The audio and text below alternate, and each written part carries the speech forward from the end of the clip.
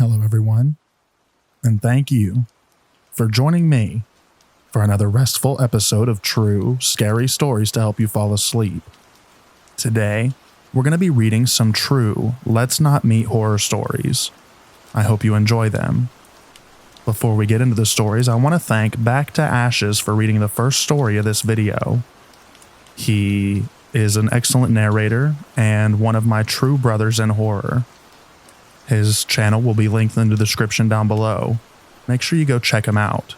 He's a great narrator and a great friend. Thank you so much, Back to Ashes, for reading the story. But for now, without further ado, lay back, relax, and enjoy these true scary stories.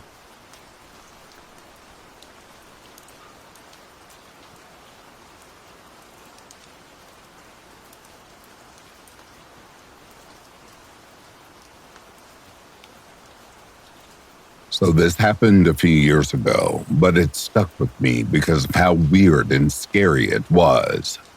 So, every year for the past few years, my parents have been going on a week-long anniversary trip, leaving me home alone. I was 20, so it was more than an appropriate age. Well, this time around, some weird shit happened. The first day that they were gone, and then this happened the night before they were supposed to come home. The first day they were gone, a guy came to the door to drop something off in the morning, but I didn't want to answer it, as it was a stranger, and I thought he'd just leave it at the door like usual. Well, he stayed for about 5 minutes, and then got into his car and started to drive off. To which I went outside because I thought he'd finally left it. This man got out of his car, leaving it in the middle of the road, just to give me my package that I didn't have to sign for at all. No signature needed or anything. Wasn't dressed like a delivery person. Was in a beat-up car. Very weird and uncomfy. Skipping to the end of the week, I was just chilling out in the living room, and all of a sudden, at 11 o'clock at night, I see this rather large figure approach my front door. The glass is dimpled so you can't see features, but just the silhouette, and starts banging on my door, and he did so for like a minute straight. He stands there and doesn't leave for probably 10 minutes. And in that time beats on the door a few times over. Luckily, my sister and her family live not even a mile away from me. So I call them and her husband comes to get me. By this time, I'm in full panic mode, and I realize that my dogs are in the backyard. My back door is 90% glass, and I was horrified that this person was going to come through the back gate and tried to come into my house, as my dogs were barking up a storm. Anyways, I get my dogs inside the house, and my brother-in-law finally shows up, and whoever was there was gone. He takes me to my sister's house, and we check the front door cameras to see who was there. The cameras had been turned off the whole time this person was there, and for an hour before he started banging on my door. The cameras had been on before that time period, and during the time we were looking at the cameras, they were somehow shut off for an hour and a half, which was odd because they're not that type that needs to be charged, and they have never glitched before then, but were actually very sensitive. Okay, enter scared. This next sentence doesn't make any sense. It says, to this day, I don't know who it was that showed up attention house. So I'm going to try to wing it or something else. I'm sorry you have to edit this talking point out. Anyway, to this day, I don't know who that was that showed up at my house. I checked the local news and everything, but nothing ever came of it. I don't know if they were trying to rob my house or if they had other plans, or if it was potentially the delivery guy from earlier that week. But it still freaks me out to think about, and I hate being home alone at night because of it.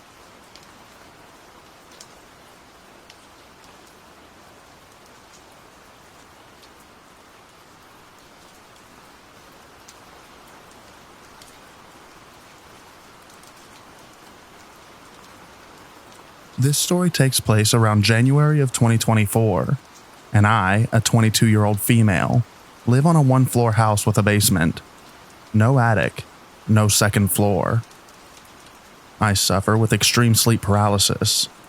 All the sleep issues I have, sleepwalking, talking, I sleep with my eyes open, I snore, I sleep with my eyes open and sleep paralysis. My sister was working late for a few nights and I was sleeping on her bed since I had just had the flu and I was extremely hot. It had snowed for a few days, so there's snow all around. Well, that night, I have my usual wake up before my body does, and all that before I see him. Not a shadow person in the corner, just a man outside. It's scary, and I was terrified until I was able to get up. It was the next morning, where my dog had to use the bathroom, and I look over to my window, and beneath it is footprints. The thing about my windows are, since the basement goes up for a bit because the house is in a sectional, two halves made a hole. My window is nearly 7 feet from the floor, and this guy was closer to the top of the window. So I gathered the dog, called my stepfather from his room, and had to show him the footprints. I locked the windows that day and slept in another room. He never came back, but it was just terrifying.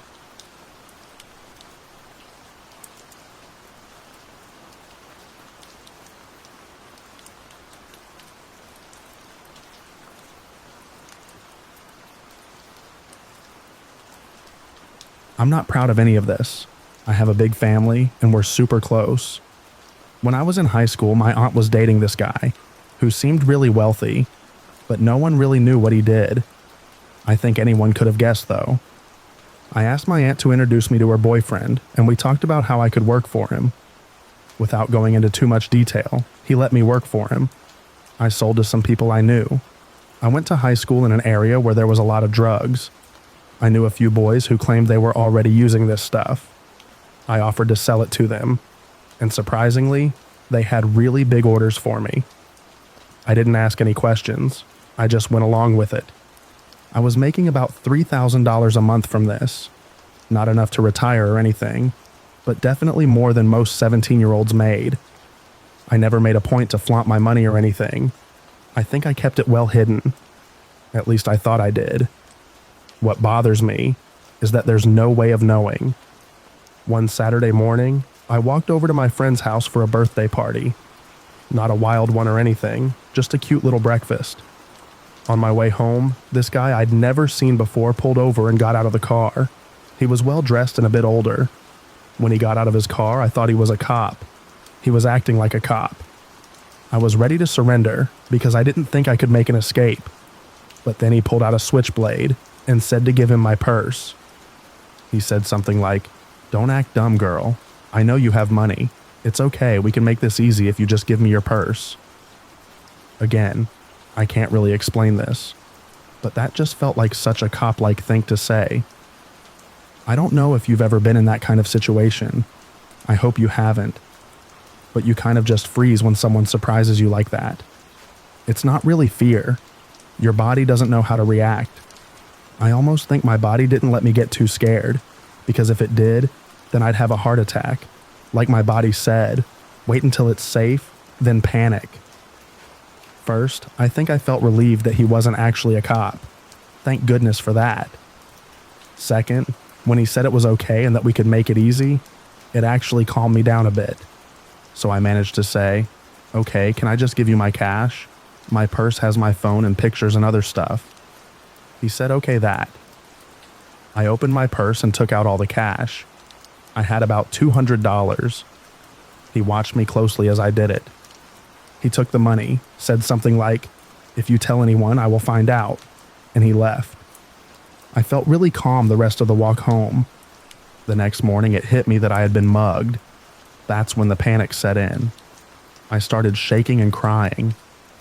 Even as I'm writing this story now, it gives me chills. I had never seen that guy before. When he said, "I know you have money," I don't know if he meant he knew about my dealing or if he was just trying to scare me. Honestly, I'm really glad this all happened because it made me get out of that business at the right time. Things were only going to get more dangerous from there. It's still scary thinking about it, but that guy saved me without even realizing it.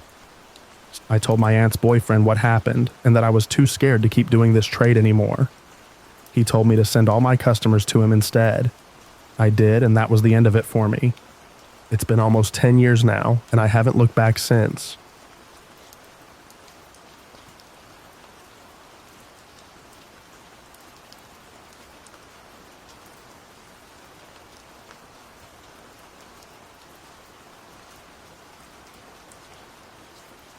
I've told a few of my friends this story before, and I did get advice about posting it on here by a few friends. So let's begin. I was about 13 when this happened, and I lived right on the beach. If you walked about 1.5 kilometers down the beach from my house, you would get to a place where some ocean would be left behind to form a sort of lake, where me and a lot of my friends liked to hang out. Next to it were 2 dirt roads. Anyways, I had a German Shepherd, and my mother used to kick me out of the house every weekend for a few hours to go play with the dog, which I did not mind. There was a cliff above the beach, which you could take to walk to the lake, which was overlooking the beach, but covered in forest, and on that day it was particularly hot, so I chose to spare me and my dog a hot walk and walk up in the forest. I've done this many times before and wasn't afraid at all. As I was walking, I hear muffled footsteps behind me. My dog was up far ahead of me off leash, and I quickly realized that someone had to be sneaking up behind me because it was near impossible to walk on the dry foliage silently here. I quickly made run for it to the exit of the forest, seemingly hearing the footsteps become audible behind me. No worries, I was out at the lake now. It was plain open, and I could already spot a girlfriend of mine there. My dog was already in the water as I went to greet my friend, when we notice a large man approach us. He must have been close to 2 meters and very slim. He started talking to us both very kindly, and without knowing any better, we both were polite to him. I at the time did not associate the footsteps with this man, but later grew to. He asked a lot about us, where we were from, if anyone was here with us, and so on. And slowly, me and my friend got creeped out. We said our goodbyes, saying we had to go off to meet our other friends and move to a further distance down the lake. We sat down for a bit and started talking when my dog started growling. She never used to growl, so this took me by surprise. I looked to see what she was growling at, and lo, and behold, the man was standing around 50 meters behind us. Me and my friend had caught on now and moved again. Same thing, but he was closer now. We were getting freaked out by now. We were being followed, and we were all alone. My friend called her mother to come pick us up, though she was at least an hour away. That meant we were stuck with this creep for an hour or so. Joy. The more we moved, the more he came closer. I had leashed my dog by now as she was going completely rabid at this man. Every time we looked at him, he smiled back, as if we were some sort of close friends. He tailed us for a while until we saw my friend's mother's car arrive at the dirt road. Now this road was about 200 meters from us, and to get there we had to cross where the man was standing. We were terrified. Her mother saw the situation starting running over, which caught the man's attention, which meant it was our time to dash. I don't think any time in my life have I run that far that fast. My dog was running with us as I let her leash go, and when we got to the car, we hastily ran in, as the man ran towards us. We stayed in the car while my friend's mother called 112 and waited inside the car, the man throwing rocks and wailing at us, eventually running off as police arrived. When the police arrived, they questioned everyone and went looking for the man, but never found him. I'm still terrified he's in that forest, waiting for me. I didn't know that day my friend would be there, and I don't know what would have happened if she wasn't there. I didn't have a phone or any form of contact, and I'm pretty sure if he would have gotten me, he would have won against my dog. So to the creepy man who stalked me and tried to catch me and my friend, let's not meet again.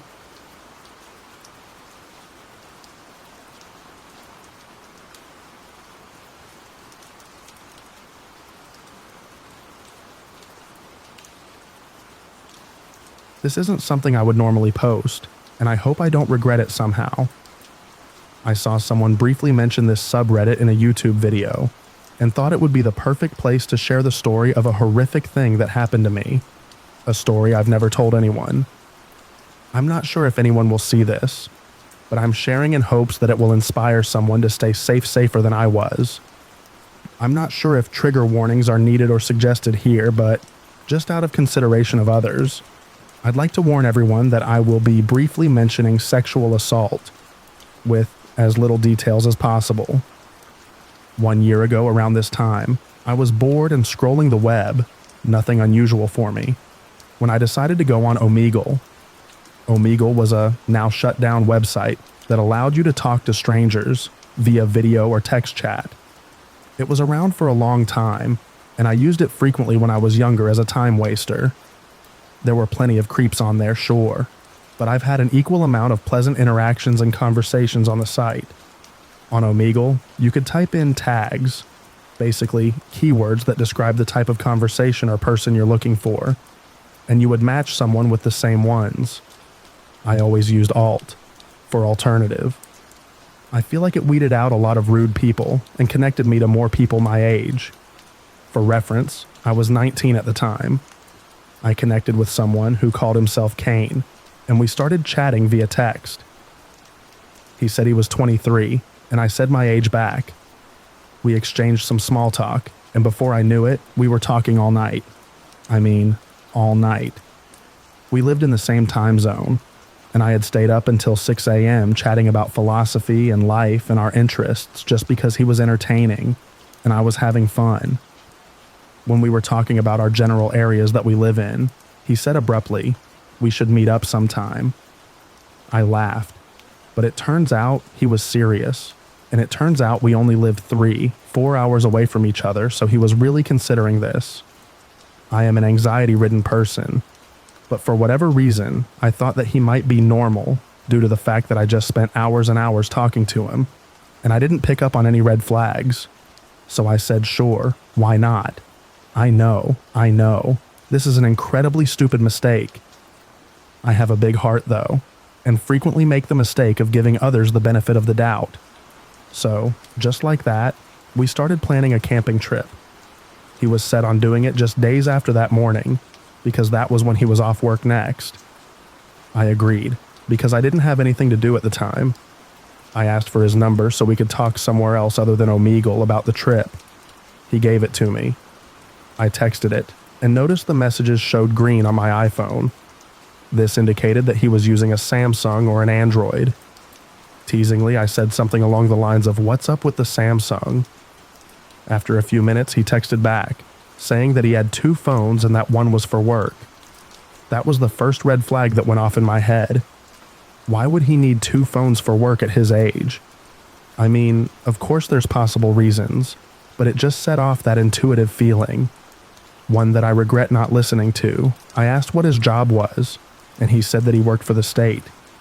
He added that he isn't allowed to share details about his job because he signed papers saying he wouldn't, and that he could get fired if he were to violate this agreement.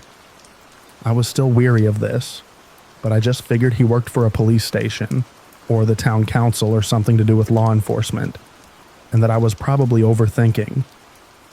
Days passed, and the date for our camping trip approached quickly. He wanted to take me someplace close to where he lives, Nimham Mountain in New York. Don't worry, this isn't near my house at all, and I don't care about violating his fake privacy after what he took from me. Obviously, I wanted to do at least a little research about where I was going, so I popped the name into Google. A bunch of results popped up about the soil on Nimham Mountain being contaminated with arsenic due to the old mines in the area. All of the government and state articles I read said that it was still safe to hike there, and that you should wash your skin and shoes after hiking. I still had a feeling of unease about the whole thing. I texted Kane and asked him why we were going to someplace that could potentially be dangerous.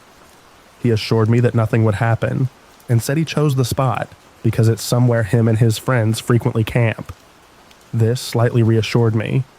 He does know the area better than me after all. My parents are definitely over-suspicious of everyone. Strict is also a safe word. For good reason, though, they are just protective. I told them that I was meeting up with a friend I met over a video game, and that I already known him for a month.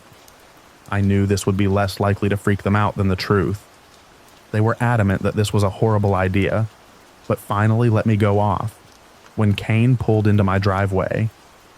He didn't come inside and waited outside of his car for me.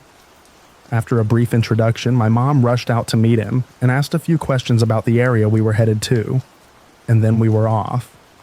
We pulled into the Starbucks by my house so he could get a coffee since he was tired from the drive up. We sat in his car for about an hour and a half afterwards. During that time, he asked me to rate the playlist he put on and showed me how he writes down every single song he likes in a little notebook he kept in his car. I thought it was weird, but kind of sweet. Like, what guy these days writes down songs? After an hour or so passed, I told him we should get going so we can get to the campsite before dark. He kept saying just 5 more minutes. After about 30 minutes of insisting we need to leave to make it on time, he finally let us start onto the road. While we drove the 4 hours up to our destination, Kane mostly talked about himself. He told me long stories about his friends and a girl that he used to date that he doesn't like. I thought this was strange. Who talks about another woman to a girl like this? After telling stories for about 2 hours, I tried to deviate to a brighter topic and asked what kind of things he's into, hobby-wise. I already knew the stuff he told me online, but I was trying not to suffer from awkward silence or any more of his weird ramblings. He said that he thinks that eating healthy is important and that people who eat junk food are stupid. He also says he only wears sustainable clothing that's made from cotton or wool. I don't have a problem with being sustainable, but he was saying it in a really obnoxious way. Then he turned to me and asked the first question about me since we got in the car. What brought you to Omegle? I told him that I was bored and that I like meeting new and interesting people, and that was about it. He nodded slowly in thought and grinned, showing the most expression I've seen on his face so far. He said he likes to go on Omegle and tell people that he's a soldier in Russia, and that he was torturing people as he spoke to them. I sat there in silence and kind of just stared at him, waiting for him to say that he was just kidding and that he was some messed up sense of humor. But he didn't. He just laughed and said, "What?" As we neared the campsite, I mentioned that I was getting kind of hungry. He said that we can stop at Whole Foods before going to camp for the night. In my head, I sighed about this, knowing he was probably going to judge me for whatever I picked out there. But it wasn't a problem for me and I was hungry, so I agreed.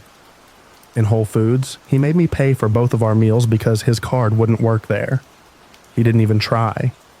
This annoyed me, but I was just eager to get to camp, so I paid and we sat down outside to eat.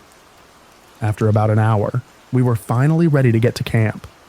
We drive up the mountain, and he pulls into a small parking area with about 3 spots. Cars were parked there, and older men were surrounding the cars smoking weed. Nothing they were doing was wrong, at least morally to me, but it just made me uncomfortable that they were there so late at night. Before I could even mention it, Kane says that it's too cold for him to carry our supplies to the campsite, which was about a 10-minute walk, and set up camp. I was taken aback by this. I said, "What do you mean? I'll help you, we didn't come up here for nothing."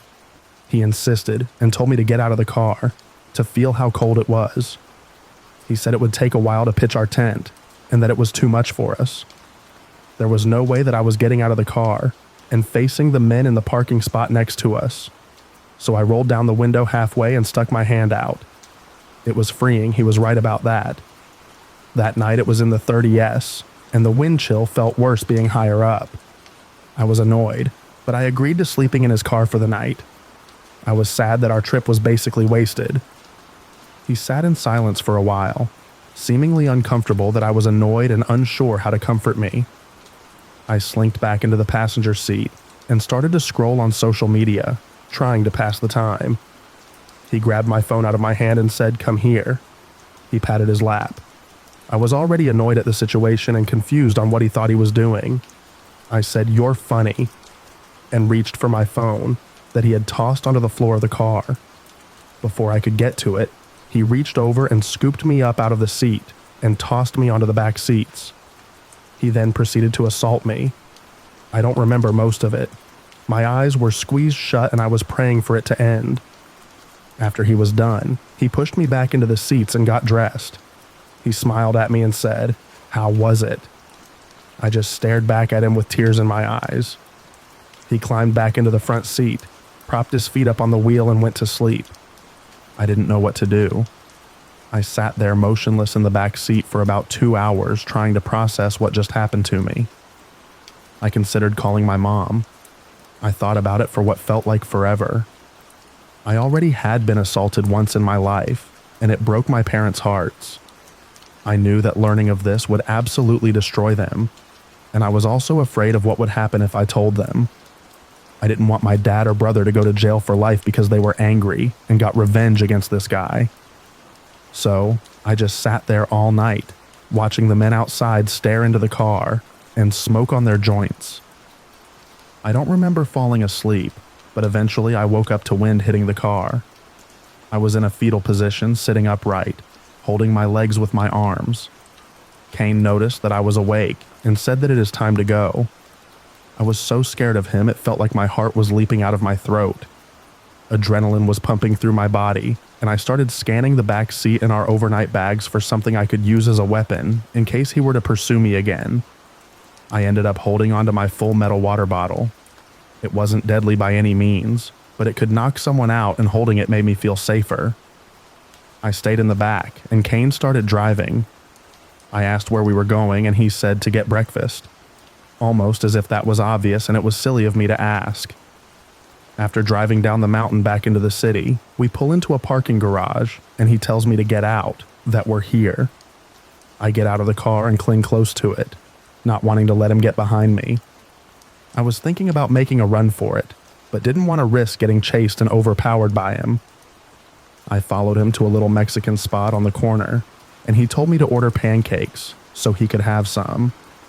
This obviously made me more angry than I already was. But I didn't say anything because I was afraid there would be consequences if I showed negative emotions at this point. I ate a few bites of my food, and he happily ate the rest off my plate. He paid quickly with cash and took me back to the car, where he lay down in the back seat. He said he was going to take a nap because he didn't sleep well last night. I didn't want to argue with him, so I let him sleep. How could he sleep so soundly after what he did to me? He slept for about 3 hours. The whole time I was watching YouTube videos, trying to calm myself down and keep a clear head. It was about 9 a.m., and around this time my mom was waking up and texted me saying she wants me to be home. I told her that Kane was taking a nap and that I would be home soon. She didn't like the sound of that and insisted I come home. I was happy to have a reason to get out of there, one that might be convincing to Kane. I woke him up and he became angry with me, saying, "Don't wake me up next time. Play on your phone, watch TikTok or something." I was shaking, but I managed to say that my mom wanted me home and that we needed to go. He said to let him sleep for 30 more minutes and told me to set a timer on my phone. I did. 30 minutes felt like 30 hours, and once it went off, I woke him once again. This time, I filmed myself waking him up because I was afraid of what was going to happen. He was angry once again, and I told him that 30 minutes was up. I asked to leave, begged him to leave, and he said no. Over and over, he said we aren't leaving yet. I was shaking uncontrollably, but put on a brave face and pretended like I was being playful. I said, "Okay, I'll just get an Uber then." I turned around and started to open the car door when I felt his hand grab my shoulder and dig into it, yanking me back into place. I honestly think I blacked out from fear for a few seconds. He said, "What are you doing?" His hand was still on my shoulder, his fingers squeezing into my skin. My mind was racing and I was on the verge of tears. This caught his eye, and I quickly played it off by saying my mom would call the police to come get me if I wasn't home soon.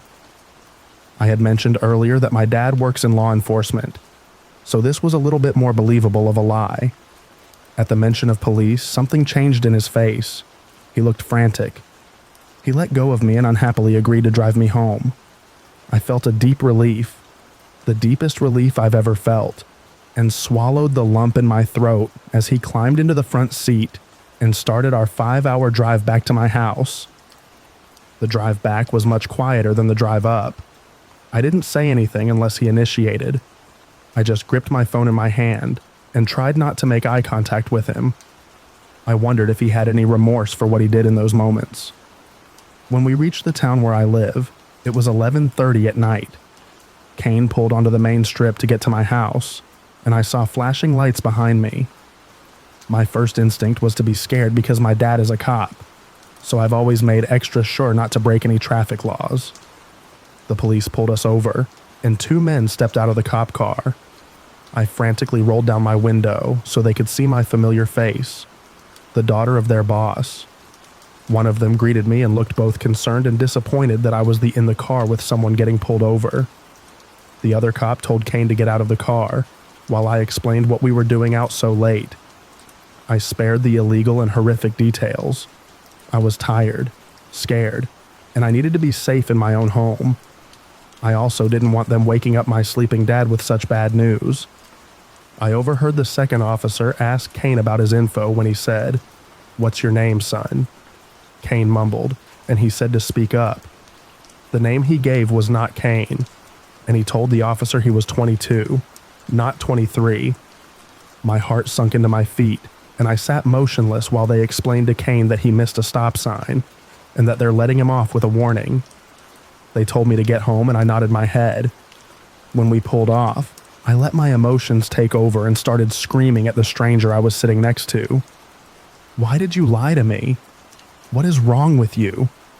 He looked distressed from the volume of my yelling and told me to calm down, that he was sorry he lied. He said that he only lied about his identity for his own safety. That honestly baffled me, considering he had just assaulted me. I screamed at him all the way to my house, and as we pulled in, I threw the car doors open and started throwing my stuff out onto the lawn, desperate to just get far away from him. He tried to talk to me, to offer more pitiful excuses for his disgusting actions, but I screamed at him to get away from me, and that I never wanted to see him again. I gathered my stuff off the lawn and hauled it into my room, while my parents slept soundly, unaware of the terrible secret I had. I woke my mom up, told her that I was home, as she requested. Once I got to my room, I broke down.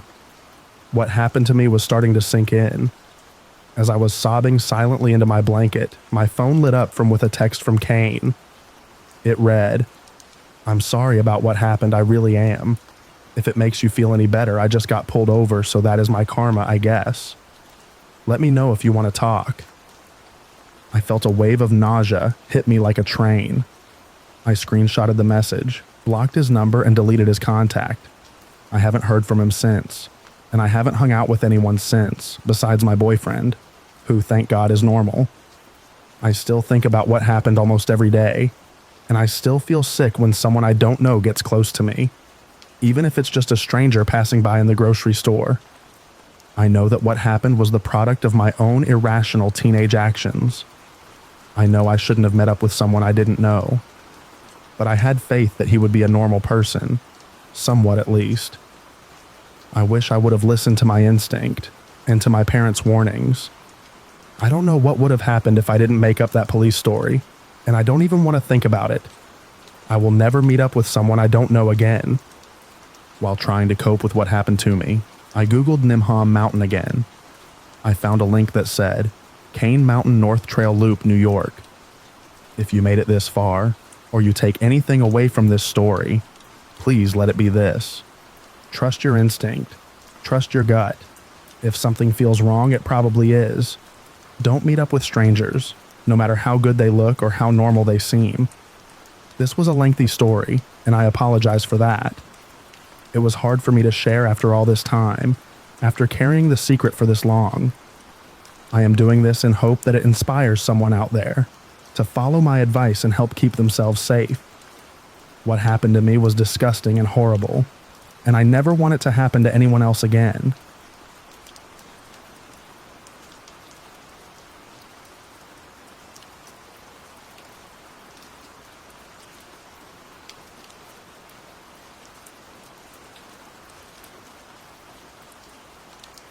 My name is Jules, and this story happened in 2022.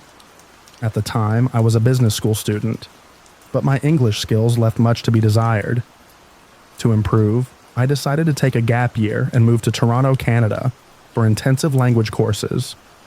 Since the costs were high, I found a shared apartment with other students. It had 3 bedrooms, and one was still empty, waiting for another student to move in. My roommate, Sandro, was a Swiss German, tall, almost 2 meters and 120 kilos, but also very friendly. We quickly became friends. A few weeks later, Sandro told me he was going on a week-long road trip through Canada's national parks. He was set to leave on a Saturday morning, while I had been informed that the new student would arrive that same day, around 3 p.m. Sandro left the apartment at 10 a.m., leaving me alone to wait for the new arrival. Hours went by. 3 p.m., then 4 p.m., 8 p.m., 10 p.m. Still no one. I grabbed a bite to eat, watched a show on Netflix, and eventually decided to go to bed. Around midnight, I was suddenly awakened by knocks on the apartment door. I heard someone coming in. That must be the new student, I thought to myself, before hearing an unfamiliar voice explaining the apartment's layout. I stayed in my room, too tired to go out, and fell back asleep. But a few minutes later, there were knocks on my door. Once, then a second time 10 minutes later. Thinking there might be a problem, I eventually got up. I found myself face to face with a young Japanese woman, around 25 years old. I quickly explained a few details about the apartment.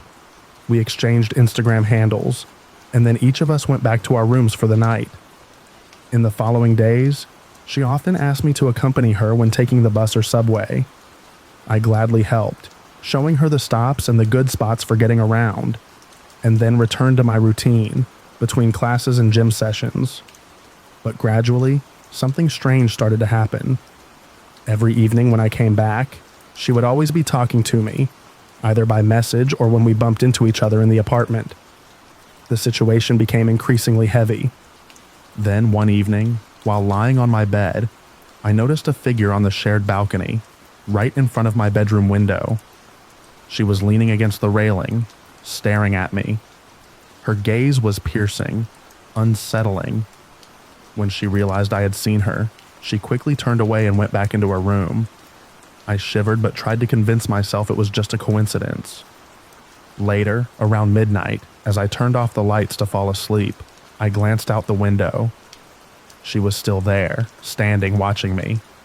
Our eyes met again, and she vanished instantly. The scene repeated itself the following nights. Every evening I would catch her watching me from the balcony, always at the same time, always with that fixed gaze. And every time she disappeared as soon as she realized I had noticed her. But the night before my departure, the situation took an even more disturbing turn. One morning, I had to get up particularly early for an appointment. It was 5:30 a.m. when I left my room. The entire apartment was shrouded in darkness, except for the faint light filtering from under the bathroom door, where I was brushing my teeth. Suddenly, I heard a noise behind me. The young woman emerged from her room, silent, her footsteps softly echoing on the wooden floor. She knew I was there. She saw the light under the door. I froze, a chill running down my spine. There I was, in my underwear, toothbrush in hand, wondering what she wanted. But instead of turning back, she opened the bathroom door and came in, sitting on the closed toilet, facing me. She didn't say a word. She just sat there, motionless, her gaze locked onto mine, with a blank, almost empty expression. The scene dragged on for long, icy seconds, where the silence grew oppressive. Then, slowly, I gathered myself and left the room, closing the door behind me. I returned to my room very slowly, trying to show that I didn't understand what was going on, but her English was too poor for us to have a proper conversation. In the days that followed, I became increasingly cautious, watching her every move, but she continued to observe me every evening from the balcony, like a disturbing shadow in the night. Until, on the night before my departure, things took an even more terrifying turn. I was having dinner in my room when I saw her again through the window, staring intensely inside. I looked away, hoping she would leave. Then, later that night, around 3 a.m., I woke up suddenly from a nightmare. I turned my head and there she was, still on the balcony, her eyes wide open, fixed on me. My blood ran cold. This time, she didn't look away. She remained motionless like a statue. Then abruptly, she turned and started running inside the apartment. My heart pounded. I rushed to lock my door, and I buried myself under the covers, hoping it was all just a bad dream. A few seconds later, I heard footsteps behind my door, then an attempt to open it, gently at first, then more forcefully. She was pressing on the handle, trying to get into my room. Panicked, I remained still, holding my breath. And then, everything went silent again. I heard nothing more. She must have gone back to her room, but the night felt endless. I returned to France the next day. She was no longer in the apartment. I think she was just fascinated to see a European. After all, I don't have a typical build, especially not for a Japanese person. I can bench press over 150 kilos. Heh. Anyway, I also thought she might have been looking for an adventure with me, or trying to steal my passport. Take care, everyone. This story is entirely true. I still have the apartment's address, the school's name, etc.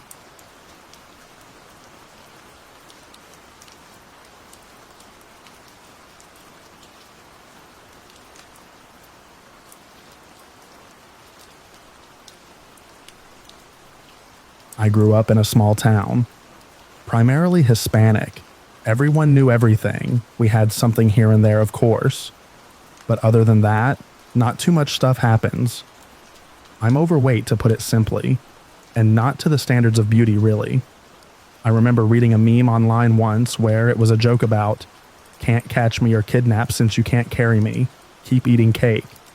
And laughed at that and was like, so true. God, didn't realize that would come back and bite me. I was 18, 19-ish, I believe, and it was nighttime.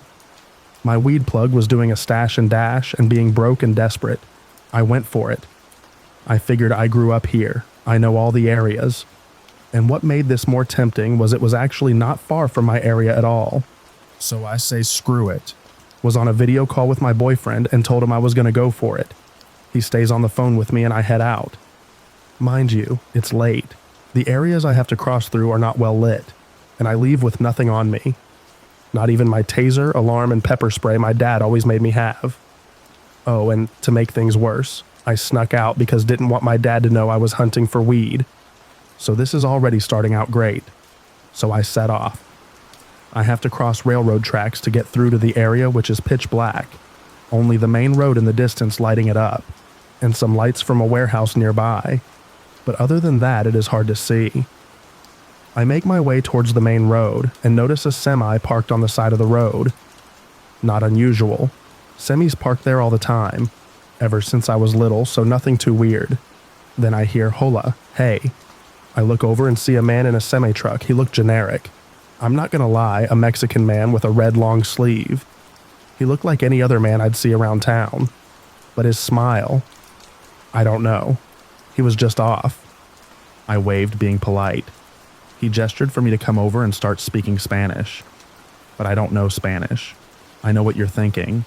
1, why don't you know Spanish if you grew up in a Hispanic town? And 2, why aren't you running?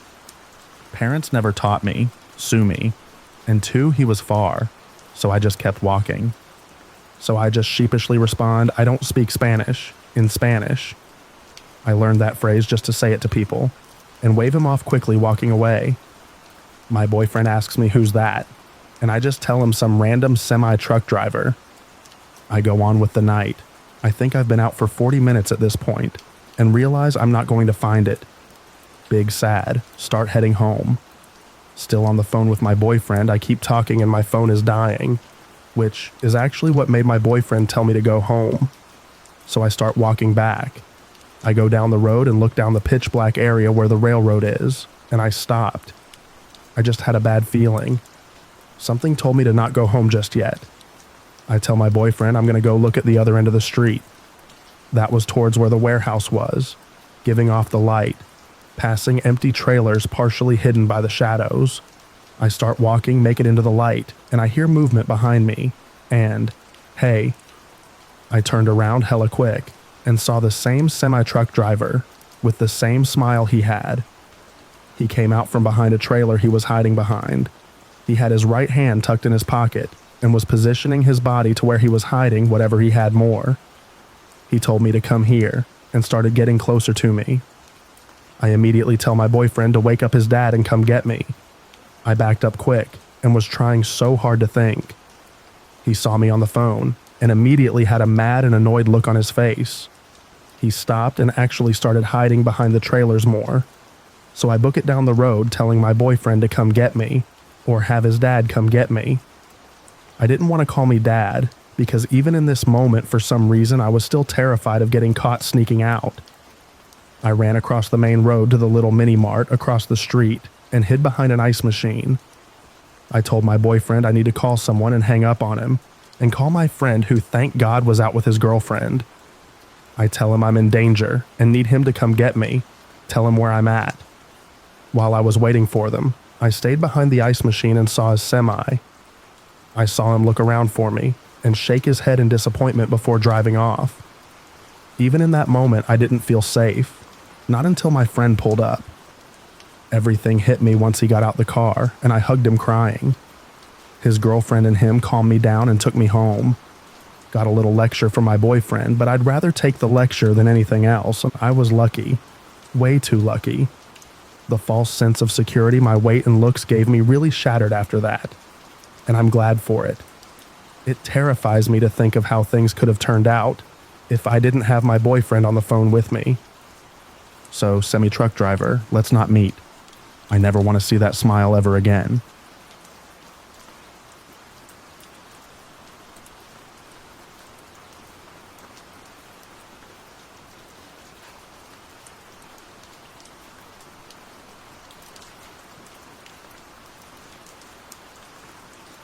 This is my story about being stalked.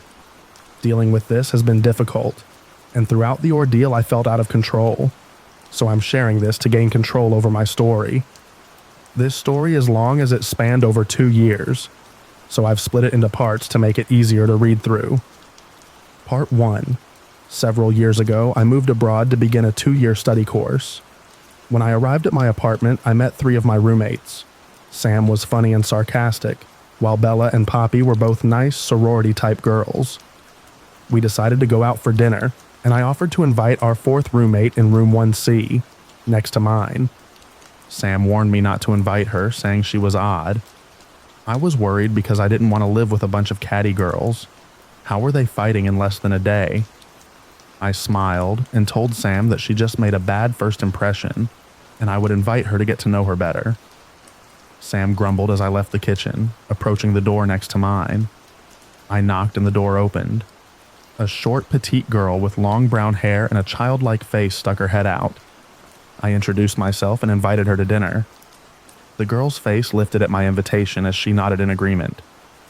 Our excitement about the new school year kept us lively as we arrived at the restaurant.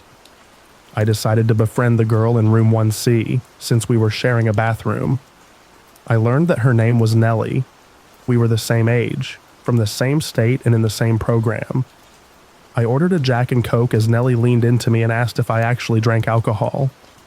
I nodded, thinking her question was odd. We were both in our 20s, of course I drink alcohol.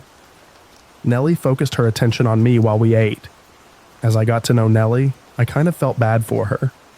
She was born in Sri Lanka, but immigrated as a kid, and since she had an accent and lisp, I assumed she was bullied. Nellie was different from me. She was shy and claimed to not have hobbies or friends, but I figured that since we were in the same program, I could befriend her. I asked if she wanted to sit with me in class, and she happily agreed. I felt content knowing that I was befriending her, like I was doing a good deed. Part 2. My first 2 weeks abroad went smoothly. I got used to my surroundings, made friends, and got along with my roommates. Sam, Bella, Poppy, and I would often cook and eat dinner together while chatting about our days. Nellie and I got along, but she was socially awkward. I made it my goal to befriend her, which was easy, because we sat together in lecture every day. We even opened our bedroom doors in unison. I would open my door, then Nellie would open hers, and ask me where I was going.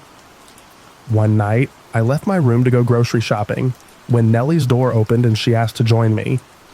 I agreed and she hurriedly put on her sandals and neon pink coat. I walked through the aisle. Nellie silently followed closely behind me. Eventually, I found everything I needed, but Nellie said that she wasn't buying anything. After I paid for everything, we began to exit the store and the alarms went off. I stopped to show the security guard my receipt and he looked in my bags, confirming that I had not stolen anything. I didn't think much of this incident, but when I stood at the front of the store with Nellie for the 4th time, as my bags were searched by security, a thought crept into my mind. The alarms never rang when I was alone or with friends. They only rang when I was with Nellie. I shook my head. Nellie couldn't be stealing. I was with her the whole time. She was a perfectly nice, normal girl, and I was rude to think anything contrary. Part 3. The harmony in the apartment only lasted 2 weeks. One morning, I shuffled into the bathroom and saw that the toilet was completely filled with 2 or 3 rolls of dry, unraveled toilet paper spilling onto the floor. However, what concerned me the most was the huge wad hair that sat directly on top of the toilet paper. I knew then that it was Nellie who had done this. She was the only other person with a bathroom key, and her hair color was a match. I tried to think of any reason that Nellie would do this. Maybe she clogged the toilet, then stuffed it with toilet paper to hide her business, but that didn't explain the wad of hair. I couldn't harp on the issue though, so I made a maintenance request to have someone unclog the toilet, and when I came home from class, the toilet was unclogged. I studied for 2 hours before going back to the bathroom. I was annoyed when I found the toilet clogged again, toilet paper, hair and all. This obviously wasn't a mistake anymore, and now we were out of toilet paper. I knew I had to say something, but I didn't want to directly confront Nellie about this awkward topic.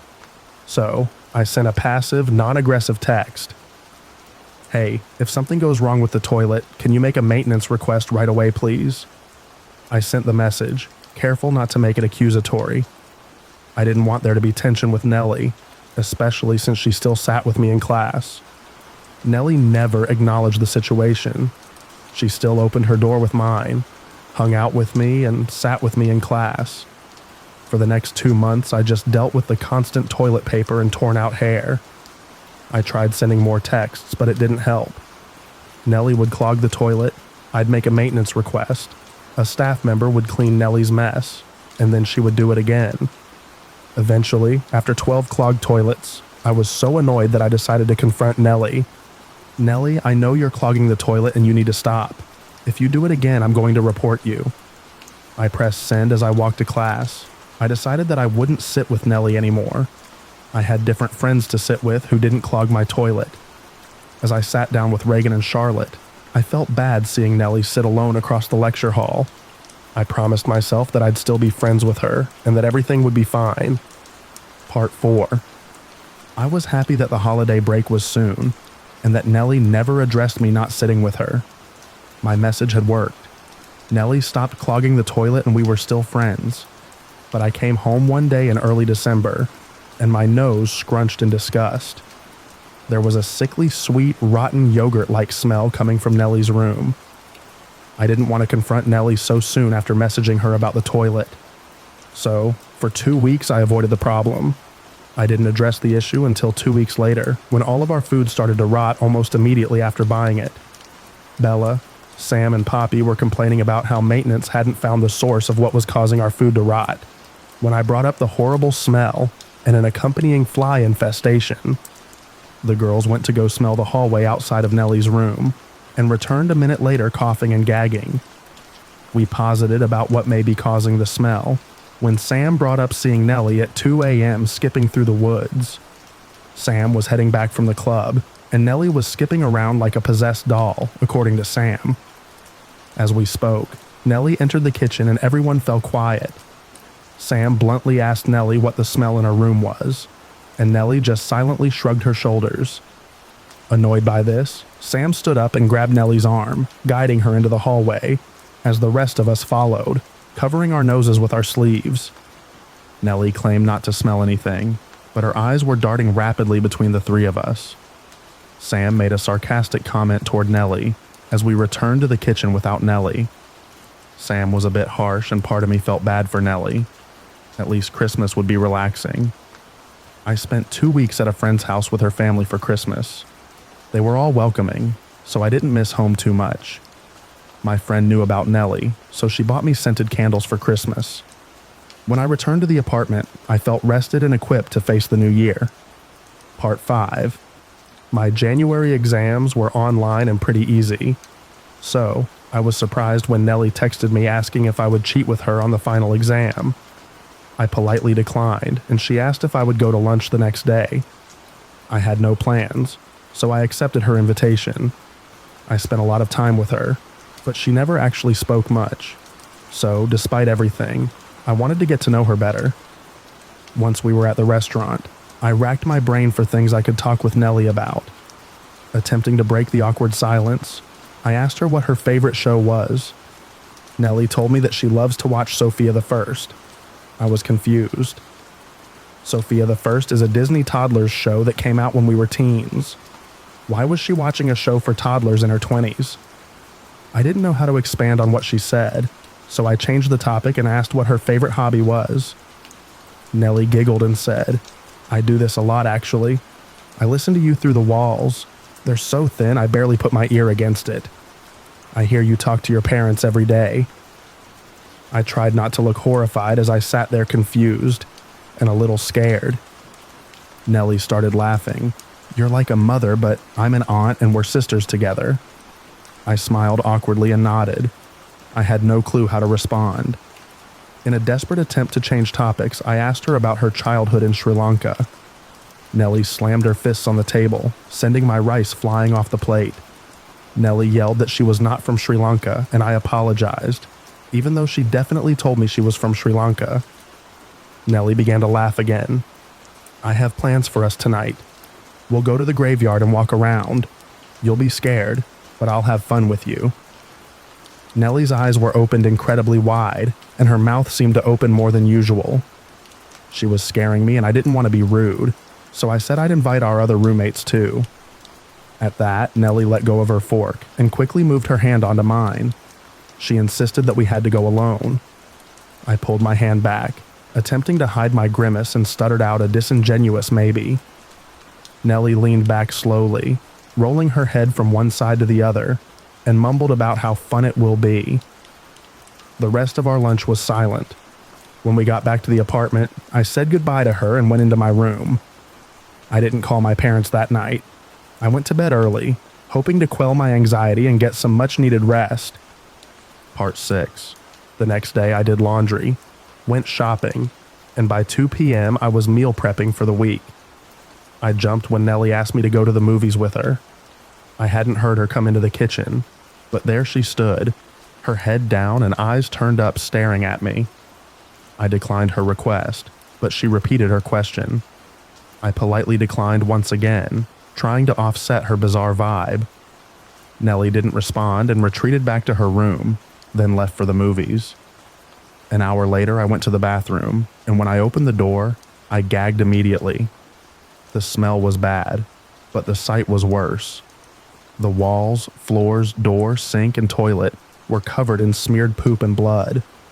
I could see distinct handprints. I closed the door, trying not to puke. I was shocked that Nellie had done this, but my shock turned into anger as I messaged Nellie. "What you did is weird and disgusting. You need to clean it. I'm going to report you." I pressed send. I no longer cared about being friends with Nellie. I felt gross, so I went to our shower room next to the bathroom. But Nellie ruined that too. There was toilet paper shoved in the shower drain, and wads of toilet paper crusted onto the walls. I was livid at this point, but I had to wait until Monday to report her. So, I laid down to take a nap. 2 hours later, I was awoken by Nellie slamming the front door. I heard her footsteps until her feet were visible through the crack under my door. I expected her to knock, but she didn't. Instead, Nellie began to continuously chirp like a bird. She briefly paused, then began twisting my doorknob in unison with her chirps. I stood there unnerved as Nellie did this for 5 minutes. Then Nellie began to rapidly knock on my door and call my phone. 7 times she called, hung up, then called again, while still rapidly knocking. Nellie then began to ram her body into my door, over and over again. The shock of it made me stumble back onto my bed. Then, as suddenly as it started, Nellie stopped, her feet still visible under my door. My phone buzzed, and I slowly unlocked it, staring down in horror at Nellie's text. The cockroach screamed, "Why do this to me?" "Because you couldn't be positive in a negative situation," the doctor said. The doctor pulls off the cockroach legs and it cries. The doctor has no choice. The cockroach must be killed and its family taken away. You are the funny cockroach. I was terrified as Nellie began to knock and chirp. I was scared to call the cops because I was on a visa, and if they didn't believe me, I could be deported for making a false report. I texted Poppy and Bella, who had heard everything. Nellie stood there for an hour straight, occasionally pushing her fingers through the crack under my door. When Bella's boyfriend arrived, his presence scared Nellie away. We met up and talked about what had happened before going to bed. That night I barely slept. I was too scared. Part 7. One too many followers. I awoke the next day anxious about the previous night's events. I tried to convince myself that it wasn't that bad. However, as I peeked into the bathroom, its condition suggested otherwise. Charlotte and Reagan were skipping class, so I sat alone. I saw Nellie enter the room, bypass her regular seat, weave through the aisles, and inspect each row as she passed. I sank in my chair as she got closer, horrified by the realization that she was searching for me. With the last night's memories fresh in my mind, I froze in fear when Nellie found me, and robotically bent down to meet my eyeline as she sat next to me with her mouth twisted up in a sinister smile. I did nothing as she sat next to me, too scared to move and worried that any tiny shift may cause her to attack. When the professor dismissed us, I shot up, frantically packing my things. Nellie asked where I was going, and I lied to her, saying I was going to the cafe. I didn't want her to know where I was, so I went home for lunch, and as I stood in the kitchen, the door opened. "You weren't at the cafe." Nellie's eyes darted up to me. She was looking at a knife on the table. I apologized and told Nellie my plans had changed. My heart raced as I asked her if she liked the lecture. Nellie didn't respond. She just stared with her head tilted and mouth agape. I asked again, but she still didn't answer. I faced her, afraid she'd use the knife on me. She glared so intently that her veins were protruding. She stood there for 10 minutes before leaving. Later on, I walked to the library and froze as I saw Nellie's pink jacket behind me. I turned to see Nellie staring at me with vacant eyes. She followed me into the library, up to the 3rd floor, and then sat directly behind me. With her threat still fresh in my mind, I moved to a different spot, but Nellie followed me. I tried again, but she still followed. I was scared to be isolated in a library with her, so I decided to leave. I quickly weaved through the bookshelves, desperately trying to reach the lobby, but Nellie matched my pace. I was nearing a heart attack when I ran into my guardian angel, Sam. "Nellie's following me," I blurted out. Sam looked at Nellie, who had stopped 5 feet behind me. Sam nonchalantly told Nellie to screw off. I was surprised when Nellie did just that. After Sam and I spoke for a bit, my phone buzzed. It was Nellie, inviting me to the graveyard that night. Sam told me that I'd be smart to move out, and she was right. I needed to report Nellie and move out. It wasn't safe for me to live in that apartment anymore. I needed to get away. Part 8. Reagan's Refuge. I went to Reagan's apartment, as she was the closest person I had to family while I was abroad. She gave me refuge while listening to me retell the last 48 miserable hours of my life. She reassured me that I could stay with her, and as I held back tears, my phone buzzed. Sam texted that she needed help and to go to the apartment ASAP.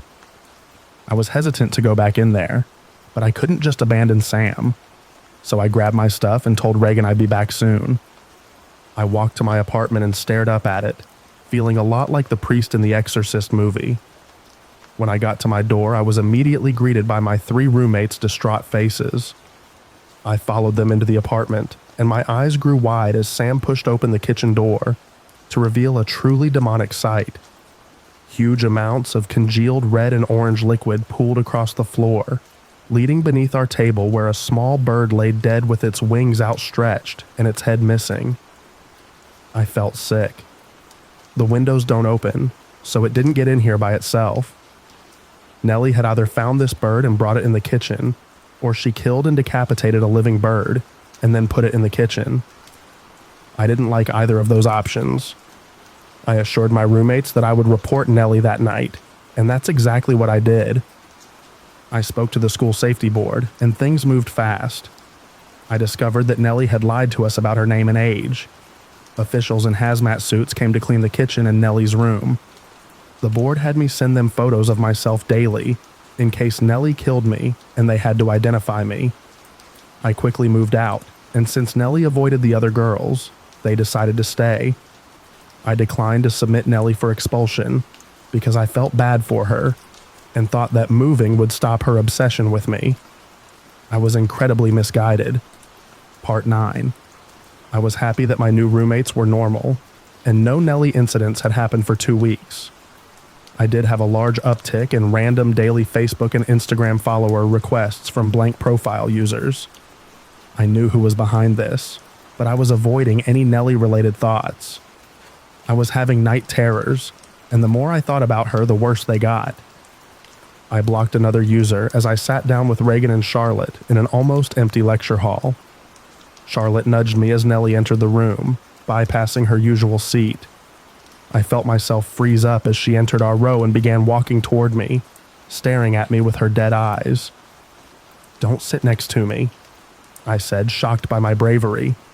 Nellie responded by sitting 10 seats down from me, not breaking eye contact, and I considered that a win. After class, I went home and then walked to the store. I forgot to grab a cart, so I quickly turned around to fetch one and ran into someone standing directly behind me. It was Nellie. Did she follow me from my apartment? Does she know where I live? My heart stopped as I backed into another aisle, and Nellie followed. I walked to another aisle, but Nellie followed me, matching my pace until I went to another aisle and she began to run. I ran away terrified, and Nellie only stopped when I got to the security desk. Security offered to call the police, but I declined and gave them my email to send me the footage of Nellie chasing me. I had to report Nellie, but since I still had class that day, I decided to report her the next day. 2 hours later, as I waited for Reagan to walk with me to class, I caught Nellie staring at me across the street. But she didn't approach me and walked with a crowd toward campus. Minutes later, Reagan found me, and we headed to class together. I walked beside Reagan, past the buildings and alleyways, until a rock caught in my shoe and I bent down to fix it. Reagan switched to the right side of me to look at a billboard, and when I removed the rock, we began walking again. I turned my head to speak when Nellie jumped out of an alleyway and onto Reagan. Her hands were outstretched and clasped around Reagan's neck. Words can't explain how terrified I was. Nellie let go immediately and Reagan grabbed my arm, walking forward. Nellie began walking shoulder to shoulder with me, her head turned sideways at an unnatural angle. The look in her eyes was not human. Reagan told me to run, and we bolted across the street. Nellie paused, but walked away, traffic stopping her from crossing. We stopped and Reagan leaned against the fence as I bent over and covered my mouth trying not to vomit. After a while, we continued our walk to class in silence. We made it to the lobby and headed for the staircase, but Nellie stood at the bottom of it. "I won't let her walk behind me," I said, voice shaking. Reagan nodded, and we followed a large crowd after Nellie walked upstairs, only to find her holding the door open for everyone. Nellie stared at me through the crowd until everyone but Reagan and I had passed through. "It's okay, you can go first," Reagan said while smiling at Nellie. I was shocked at how composed she was, and even more shocked that Nellie listened. When we sat down in class, Nellie tried to sit behind me, but someone was saving the seat for his friend, so Nellie left. I didn't pay any attention to that lecture. I sat there shocked and terrified, while Reagan hunched low in her seat, rubbing her neck. I felt horrible for bringing Reagan into this Nellie crap. I knew then that Nellie needed to be expelled no matter what. Part 10. The next day, I reported Nellie to the Student Safety Board, and they raised the issue to the disciplinary board. I submitted a lengthy report detailing everything Nellie had done. I included Reagan, Bella, Poppy, and Sam as witnesses, and gave photographic evidence of the threats, the calls, the smeared poop and blood, clogged showers and toilets, and the stalking. The next week, I met with the disciplinary board to go over their conclusions. They informed me that they had reviewed my report, met with Nellie to give her a copy of my report, discussed my accusations, and had come to a conclusion. They acknowledged that everything I reported was factual, but they didn't think Nellie had any malicious intent. So, they would grant a no-contact order, but Nellie wouldn't be expelled. I was completely perplexed by their conclusion and asked them what Nellie had said about all of this, but they refused to tell me anything. I was at a loss for words. I couldn't believe Nellie was given my full report, knew everything that I said, and knew the witnesses' names. The school put us all in danger. Yet, they wouldn't allow me to know if Nellie had even denied her actions. I was devastated. I felt my mind go numb. I knew at that moment that they didn't care. They were going to prioritize a predator. So with no other options, I agreed to the no-contact order. The worker tried to get me to sign a non-disclosure agreement so that I wouldn't speak about what Nellie did to me, or how the school dealt with my case, but I refused to sign it. The next day, I received an email confirmation that Nellie had agreed to the no-contact order, but I knew that meant nothing. Nellie wouldn't get help, and she would never stop stalking me. Part 11. My sophomore year was plagued by a relentless pattern of Nellie stalking me from place to place, sitting next to me in class, standing next to me in hallways, and staring at me daily. Her actions were so unnerving and obvious that multiple strangers warned me about her. I reported these incidents every time they occurred, and the school always responded by stating they would remind Nellie of the no-contact order. They never took any further steps to help me. In sophomore year, Nellie found other roommates, and in them new victims. She was evicted from an off-campus apartment, and her new roommates, who once sat with her, began to sit far away from Nellie. They looked terrified. They looked like me. Having incidents happen weekly, and having to see Nellie daily made it impossible for me to move on.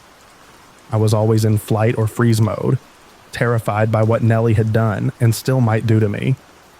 I became a sunken-in, miserable, and defeated version of myself. I wanted revenge, a natural result of the boiling rage I felt, now at a constant simmer after Nellie was coddled by a university that failed to shell out even a minor consequence for the terror that she imposed on me. I wanted Nellie to suffer in the exact same way she made me suffer. I know if I had just grown a pair at any point in those early months, I likely could have saved myself and others from suffering. Nellie was likely stalking me from the moment I met her.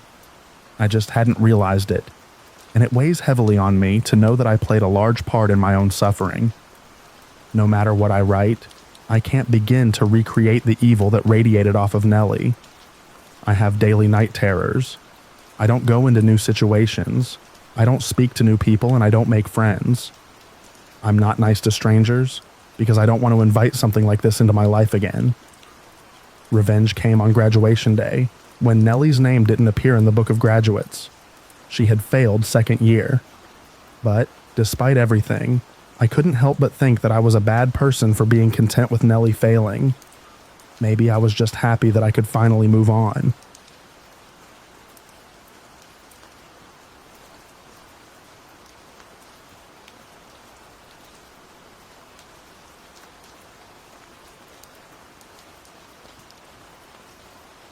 This was some years ago when I was living in a different city. I hadn't really been on my own all that long, and my housing situation fell apart at the last minute, so I had to scramble to figure it out. Meaning, you guessed it, random roommates. Now, the year before, I'd had a random roommate that was the most amazing person and ended up becoming a great friend. So I figured this would be the same. It was not, but that's not actually the focus of this story. Enter the roommates. Ben, who I did actually know a bit from the previous year and was becoming friends with. Tom and Mike. Now, this was the very first couple of days after the move-in, and we'd all hung out to get to know each other better. But Tom and Mike hadn't fully moved in yet. It was a big old house separated by a floor, and the top level locked at the stairs. This is important to note. Ben and I lived upstairs with Tom and Mike downstairs. I've always been paranoid, and definitely have good reason. So when I'm home, all the doors are locked. When I leave, all the doors are locked. I sleep with my bedroom locked. I was home alone with Ben at work, and Tom and Mike sort of in and out moving stuff. I'll note here that both had a lot of expensive stuff, like in the 5-figure range. Well, I was watching something on my laptop in my room, bedroom locked and both entrances to my part of the house locked. I started hearing a lot of noise coming from downstairs, sounding like doors and cupboards opening, furniture moving, etc. And I figured it was just Tom or Mike, until I hear footsteps coming upstairs. I was technically supposed to be somewhere at the time, which they knew, but it had been canceled last minute, so no one would have known that I was home, and they had no reason to come upstairs when they knew both of us were supposed to be gone. That was when I got panicky, hearing them come closer and closer to the top of the stairs. I've never sat so still. Then the knob began to jiggle. I could hear it clearly as my room was closest to the entryway. At this point, I'm on with 911, whispering that someone is in my house without giving away that I'm there to whoever it was. The house was super close to downtown, and cops arrived in mere minutes, but they were the longest of my life at that moment. The downstairs was completely ransacked, like something out of a movie. It was so surreal to see. They'd taken over $20,000 in electronics. Honestly, I don't remember the exact amount, just about that I think. Broken furniture and plates and stuff, even ripped through the mattresses. Turned out Tom and Mike had left a door unlocked when moving. This would not be the last time before I fled this house. They were gone before the cops showed, so I'd spent the next several months afraid that they'd come back, though it would turn out to be the least of my future worries. So glad that I always locked the doors. Considering the way downstairs looked, I don't know what they would have done to me. To whoever was on the other side of that, thankfully locked door, let's not meet.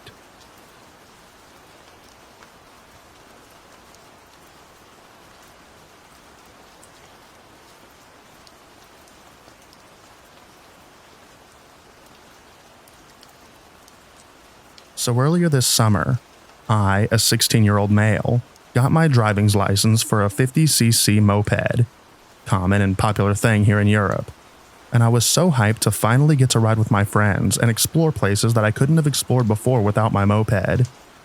And everything went great for the first couple of days, until one day, me and my friends were just out cruising and having fun, and it was a warm and sunny summer evening, so we decided to go ride on some smaller gravel roads on the countryside. So we did that, and we were riding there for maybe an hour, until everyone had to get home but me. It was probably like 1 to 2 a.m. at that point, but I still decided to stay there and just ride around and listen to some music in my headphones. So I started riding towards this one small village surrounded by fields, and there was a lot of farms there, so I rode a bit slower than usual so there wouldn't be any accidents with all the tractors and farm vehicles. But after I got through the village and closer to a bigger road, the sun was almost gone and it was getting seriously dark outside. It had been a nice ride, and I decided to start heading home on this almost empty highway, even though the speed limit was 100 kilometers per hour, and it's not allowed to ride a 50cc moped on the highways, but I did it anyway. Home was almost 30 kilometers away from where I was at that point, so I was just riding full speed in case to get home before my parents found out that I'd been outside until 3 a.m. But when I had been riding for like 15 minutes, I saw a car stopped on the side of the road with the lights on, and it got me a bit creeped out to be honest. But I just pushed it out of my mind and kept going since I was almost halfway home. But after a few minutes, I noticed the car from earlier speeding up after me. And since I have a moped that goes only like 80 to 90 kilometers per hour, The car caught up to me pretty quickly, and then the car started to pass me. And when it got beside me, I looked in there and I saw a man covered in blood, and he was looking straight at me with the craziest eyes I've ever seen, if you get what I'm saying. And he was smiling at me.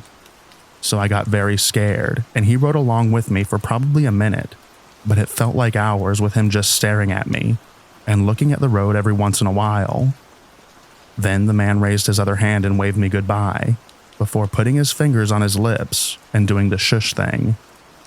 And after that, he sped off and got off the highway onto a ramp to a smaller road. And when he did that, I saw that the car didn't even have a license plate. That was a super creepy experience. And I don't know why the man was covered in blood, and why he had been parked on the side of an empty road at 3 a.m. But what I know for sure is that he was somebody that I never want to meet again.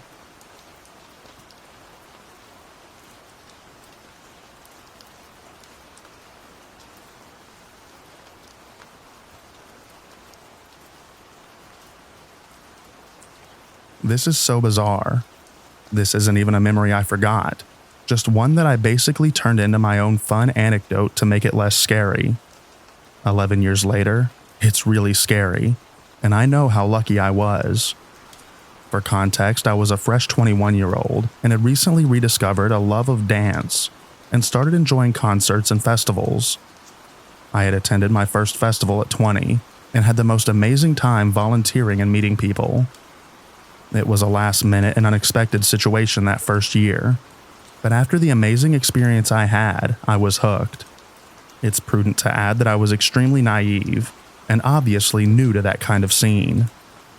So the next year, I had cut off the friends I'd gone to festivals with before, but still had friends of friends that went that I got along with really well and had good memories with. So even though I was going to my second year at the same festival, I was going solo and just camping with friends of friends, which I suppose was the beginning of the problem. I got going kind of late, so when I got to the festival, the lines were getting extremely long. I'd packed diligently, but the service wasn't great, and I was having a hard time contacting the semi-friends that I was camping with. By the time I found them and had to set up, it was dark. It was a newer but pretty large festival, and I have a really bad sense of direction. In future years, I'd learned to bring battery/solar lights and obnoxious decorations because of this night.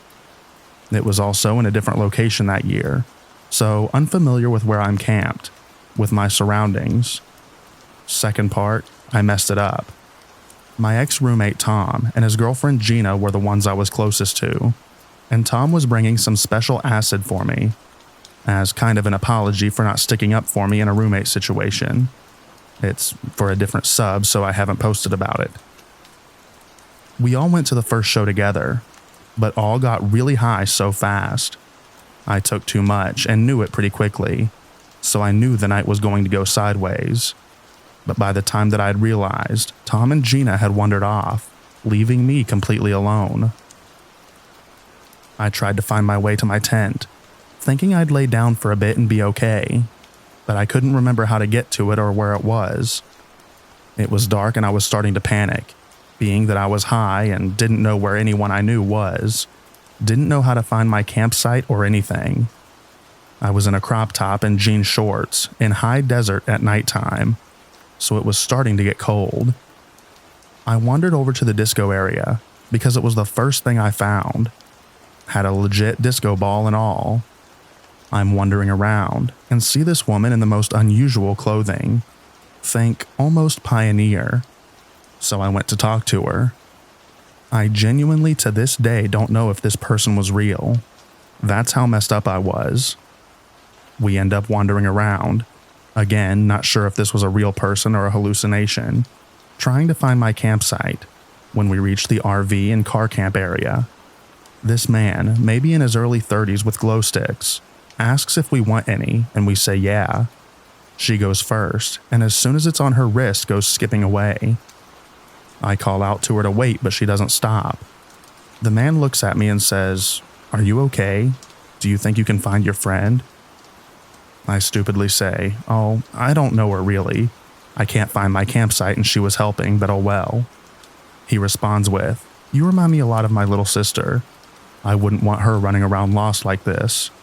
Look, my buddy and I are going to go watch XYZ shows, and I wouldn't feel right leaving you. So you could stay in his RV for a few hours to sleep it off." Obviously, I was too high, too young, too naive to see where this would go, and I stupidly complied and followed him. It was fine at first. It was a toy hauler, I think that's what it's called. So the back end was like a U-Haul that stayed open. The first guy put on an album I'd previously loved as a teenager, but now can barely still listen to. Tucked me in and left. I didn't see his buddy at that point. Fast forward God knows how many hours.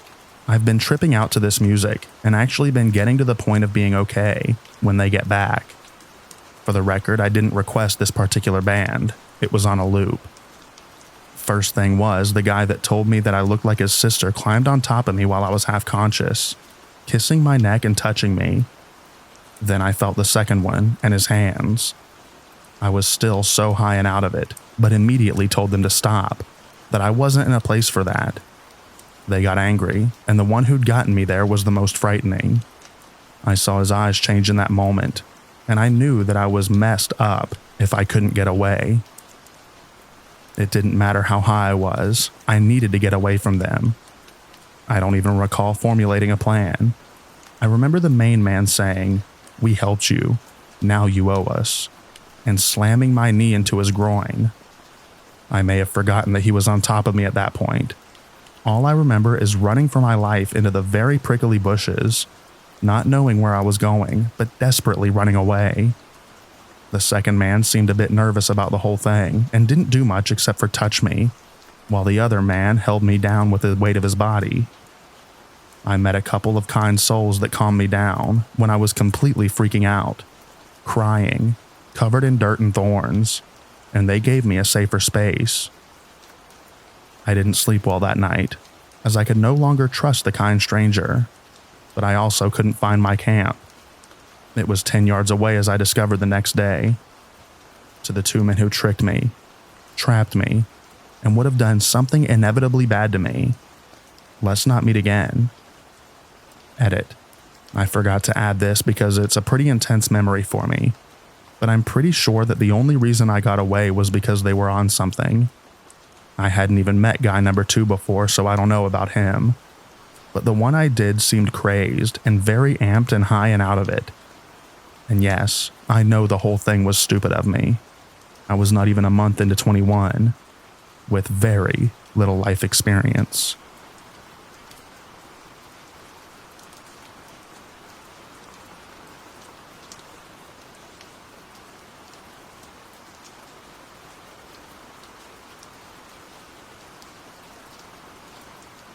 Several years ago, I had a very quick trip to Denver planned, 23 hours total, to visit a friend before they moved away. I was young, broke, and working a crappy entry-level job, so it was the best I could do with my one day off. I went straight from work to the airport and got into DIA around 11 p.m. I was bunking on the couch of an old college friend, and they lived 30 to 40 minutes from the airport. Fortunately, the light rail had recently been extended out to the airport, and my friend lived near the light rail line. I had taken the light rail often when living in Denver myself, but was not familiar with the newer additions. I barely made it to the train before it set off, grateful to not have to wait around for another half hour at that time of night. It was nearing midnight as the train pulled into a brightly lit Union Station. I looked around for my connection, but it was nowhere to be found, not realizing that the connecting line was not there. Fortunately, I was able to flag down security, and they pointed me in the right direction. A few blocks away, there was another brightly lit station, separated by roughly 200 yards. Unlike the stations, there were hardly any lights, just some light spilling in from either side, where the train platform stood. I was only traveling with a backpack, so I was able to move quickly, moving out of Union Station and towards the other platform, hoping I was going to make my next train. As I got further away from the station and my eyes adjusted to the darkness, I noted a large figure standing in the middle of the sidewalk ahead of me. I quickly gauged my surroundings and realized there were no other paths unless I walked in the road. I decided to keep on the path and do my best to come across with a "I see you and I am not scared" attitude. As I drew closer, I could make out a tall, muscular man, probably in his 20s or 30s. As I got closer, I made eye contact to let him know that I recognized his presence, and he was already staring right at me, mumbling to himself. As I passed by him, I could hear what he was mumbling. He was not speaking to me, but instead he was speaking about me. And as I walked past him, he began to follow me. I began to walk fast, and he began to walk faster.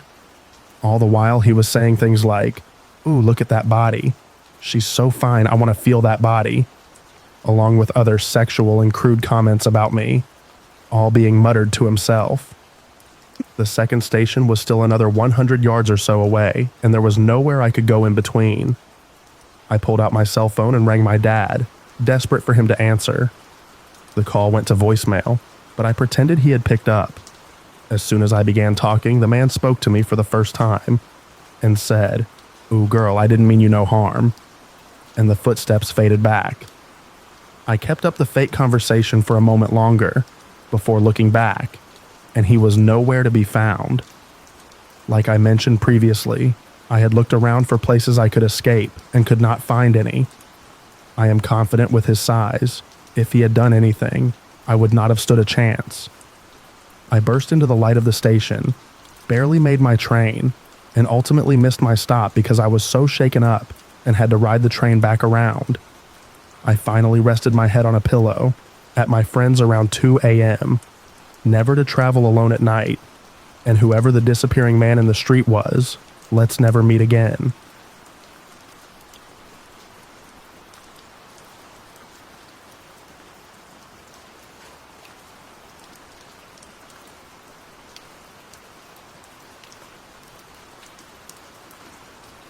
I am a teenager who helps his dad out on the allotment. If you don't know, an allotment is like a mini farm. You can plant veggies, have animals like chickens or rabbits to care for, etc. This happened recently, and this still creeps me out. In the evening, my dad says we need to go to the allotment to feed our chickens, as he forgot to feed them earlier that day. It was around 8 p.m. when I agreed and went in the car and started driving. When we got to our allotment, which is like a 15-minute drive, it was already dark outside. Not a lot, but dark. I opened the gates to the allotment, let my dad drive in, and then closed them. As I was about to, though, I saw a black car outside. The car belonged to a guy that used to be chill with my dad, but they both kind of fell off from talking to each other. My dad said he was becoming more mentally ill as the guy had a divorce and got his kids taken by the mother. The guy lives on the allotment now, even sleeping there. Remember, there's other people too on this allotment area, around 20 other ones, but there was no one else except me, Dad, and the guy. After my dad parked the car, we got out and started getting the food for the chickens out of the trunk. While my dad was doing that, I looked at his ex-friend's allotment only to see him staring at us. It was dark, so I can only see a shadow of him, but I knew he was staring at us. I had a gut feeling, but I decided to ignore it. We went to the allotment, fed the chickens, and were about to go home until my dad almost forgot about something. He went to the shed at the end of the allotment to fetch something, and I was going to enter, but had a feeling to wait out instead. As I told my dad how much longer till he finds what he needed, I turned back to face our gate being opened. I didn't see it at first, but saw the guy trying to enter our allotment quietly. He stared at me and slowly closed the gate before just disappearing. I didn't react or say anything. I just stood there. I thought of telling my dad but didn't want to scare him or something. In the end, this isn't a horror movie where I should scream like a girl. When my dad left the shed, now we could go. As we were leaving, we heard a sound like an axe hitting wood nonstop. We knew something was wrong. We quickly walked to our car, started it, and went to the gate. I left the car, creeped out of the guy being around in the allotment. I quickly opened the gate and let my dad drive through. As I was closing the gate, I saw something that terrified me on the spot. The guy was just standing there, 20 m away from me, looking at me. I couldn't see any details but just darkness on him. He was holding something in his hand, but then he just moved and went into some bushes. My dad got out of the car to lock the gate. He looked at the bushes through the closed gate and rushed to his car. When we left and started driving, I told my dad if he saw what I saw. He said he saw him hiding in the bushes, squatting, looking at us. Dad said he saw him holding something too, like an axe or knife. We left terrified, but we tried to laugh it off, knowing we were probably close to being attacked, or worse, dead. We came back to the allotment at the same time around 8 p.m., a few days after what happened. We saw the guy's car in the allotment, and we knew we needed to be quick with feeding the chickens. As we did so, everything was going fine until, as we were about to leave, my dad stopped me and we hid over a blue shed. My dad told me he's there, he's in the bushes. My heart dropped. I told my dad where he was, and he said 5-second walk and we were done. We quickly ran to the car, closed it and drove off. For a second I saw him. He had an axe. He wanted to sneak up on us, harm us. He wanted to kill us.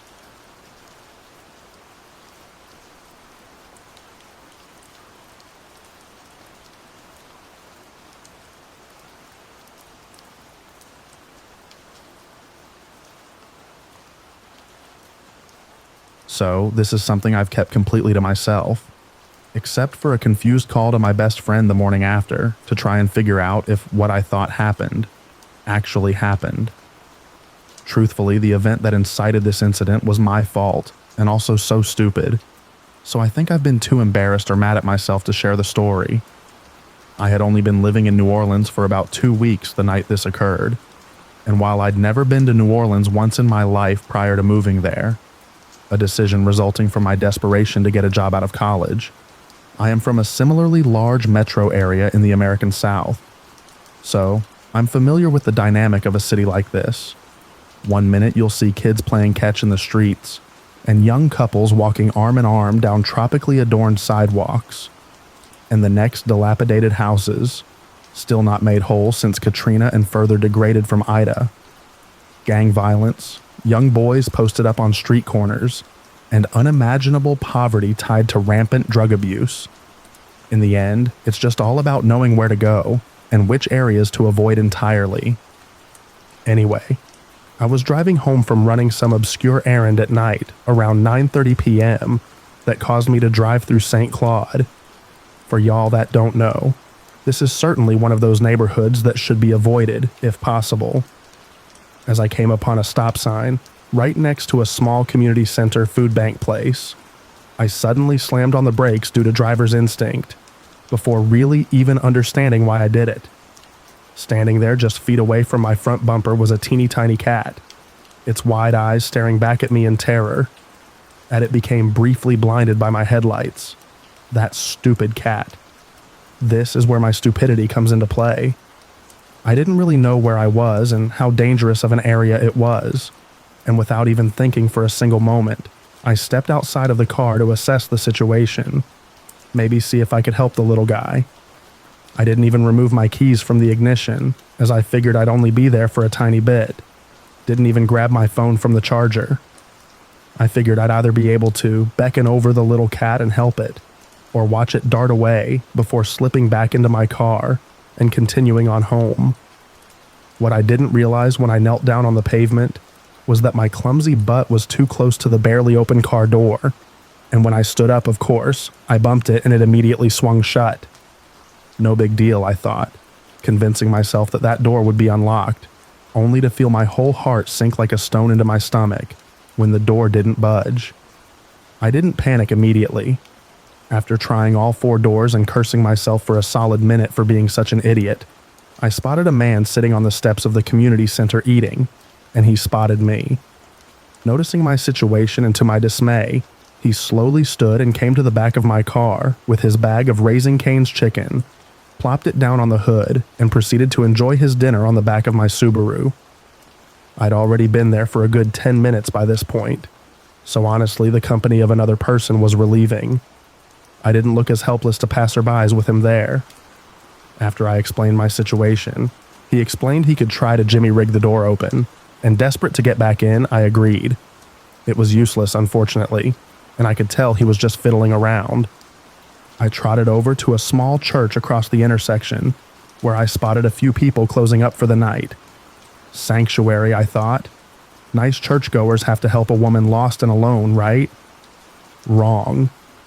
The man locking up looked straight through me, back at the man now clearly trying to open a locked car, shook his head and shot me a glance that said, "Do you think I'm stupid?" and stepped right into his unlocked vehicle. It was at this point that I felt the tears welling up, but quickly told myself to suck it up and walked dejectedly back over to my car. By the grace of God, the random stranger let me use his phone to call a locksmith, tastefully called Papa Lock, who told me he'd be there anywhere between 45 minutes and 4 hours. Great. After about 25 minutes of chit-chatting, the man informed me that his shift was about to start, and just as quickly as he appeared, he was gone. This is when the gravity of my situation really began to sink in, and I became acutely aware of my surroundings. Acutely aware of the men who had been circling the block on their bicycles during our conversation. I don't know about y'all, but I don't know many grown men who ride around leisurely on bikes after 10 p.m. just for the fun of it, especially not in the same big circles in the same neighborhood. I heard the distant squeak of the wheels, and before I could duck for cover, they lapped the block again, now aware that I was, in fact, utterly alone. They continued down the block, and I realized quickly that I needed to find somewhere to be by the time they returned. I swiftly walked towards the community center, where I'd planned on sitting on the stairs, but quickly realized it was entirely too illuminated, and I'd be making myself a beacon amid the darkness of the neighborhood. Plus, as I rounded the corner, I saw a tall man standing in total darkness along the side of the building, just staring straight forward facing the steps not 10 feet away from them. Getting desperate, I jogged over to the church, and hearing the wheels nearing again, I squatted down behind the big sign in front of the building. As I sat there in the dirt, I couldn't help it anymore and cried just a little bit. The combination of fear and frustration really put it over the edge. After a while, I didn't hear any more movement, and because my butt hurt from sitting on the ground and the bugs were starting to come out beneath me, I decided to move spots like some stupid game of hide and seek. I had spotted a fenced-off area that appeared to be a restaurant earlier, and after finding the door to be unlocked, I darted inside and latched it behind me, sighing with relief. At that point, I situated myself at a table where I could peer through the fence at my car to see if the locksmith pulled up and waited. After what felt like days but was probably more like 2 hours, the horrifying realization dawned on me that I had only made one singular call to the Papa Lock people, and gave a vague description of the intersection where I was at. What if they couldn't find me? What if they had already driven past long ago, and not seeing me there, were long gone by now? I didn't know if I should keep waiting or venture back out in hopes of catching them if they were circling the block looking for my car. After about 30 minutes, I decided I would just have to go out there. The men were gone, and although it was a bad neighborhood, it'd just get progressively worse come the early hours of the morning, and I didn't want to find out. It is so painfully obvious in retrospect, but of course, the moment I left the safety of my little restaurant hideaway, those dang wheels began to round the corner. I literally could not have looked more out of place and vulnerable. I felt so exposed, but there was no time to go back across the intersection to the fenced-off area, and to get to the church, I'd have to run through the bike path of the two men. As I sprinted toward my car, a black truck rolled by, and to my horror, stopped just moments after passing me, put it in reverse, and began to roll slowly back in my direction. I almost resigned myself to my seemingly inevitable capture, assault, and God knows what as I watched it roll toward me. I pretended to walk away, as if I were not utterly aimless, trying to give off the impression that I wasn't locked out of my still-running car, without any and all resources. The men on the bikes were so close now. Then, as if in an episode of CSI, the Papa Lock truck rounded the corner. I instantly began waving my arms to flag them down, and as the truck drove off, my savior parked his van. Apparently, he had been looping around the area for 20 minutes, trying to find me, and was about to give up to go help another stranded woman. If I had stayed behind the fence, he likely would have, and I would have been left without any means of communication to call anyone else for help. The moment I got inside my beloved Subaru, I began sobbing at the click of the locks behind me. God, it was pure relief to be secured within a locked space. Even as I'm writing this now, I feel dramatic, like I was freaking out over nothing. But, in my recollection, working through the details does help to validate my experience. So to those men on their dinky little bikes, let's never meet again.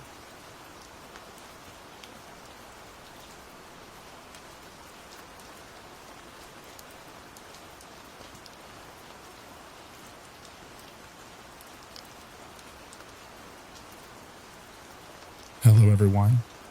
Here I am, explaining what is happening to me, and I'll try to be as precise as possible. I've lived in the same neighborhood for many years. This is also the case for many people, which means that even if everyone does not speak to each other, we often know people, at least by sight. A year ago, I passed a guy on a street near my house whom I had never seen before, and I noticed him because he had a rather unusual physique. About 50 years old, tall, thin, emaciated face, dressed in a suit and tie. From the look of his face, he does not seem to be in good health. In short, nothing special so far. But what I have noticed for the past year is that there are times of varying length when he is everywhere I am. To give an example, last Wednesday I went to the pharmacy.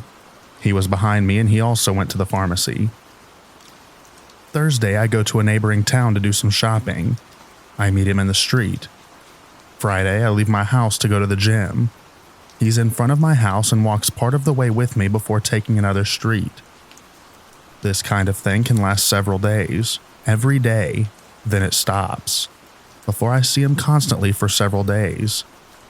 He is constantly in a suit and tie, as if he was going to work, but I see him at any time, on weekdays, weekends, in the morning, in the afternoon, and in the evening. I don't know where he lives exactly, but I know that he is not in my immediate vicinity. I never see him talking to anyone on the street.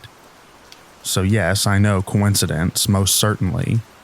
But I admit that in the end, I ask myself questions. It gives me a feeling of being followed, even if I may be exaggerating. Has this kind of thing or strange feeling towards someone ever happened to you?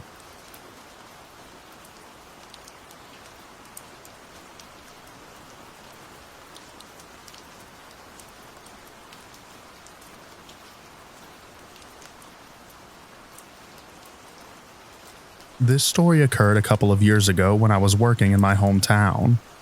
I got hired for a retail job in October of 2020, and it was my first ever job.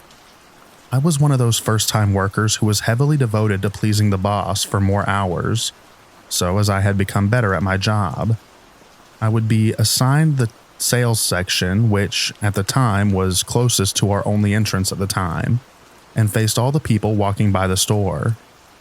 I had been assigned to this section for about 2 weeks. It was around Christmas time, so a few months into me being there, and I had already encountered one weird man who was either a dad or an uncle.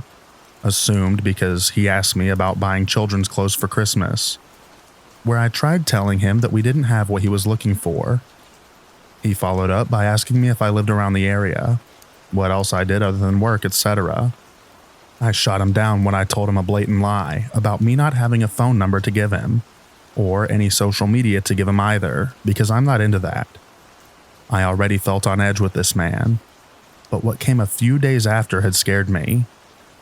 While I was working in the sales section, I noticed the men who wouldn't go with their wives into the store next door because of what the store sold, predominantly for women.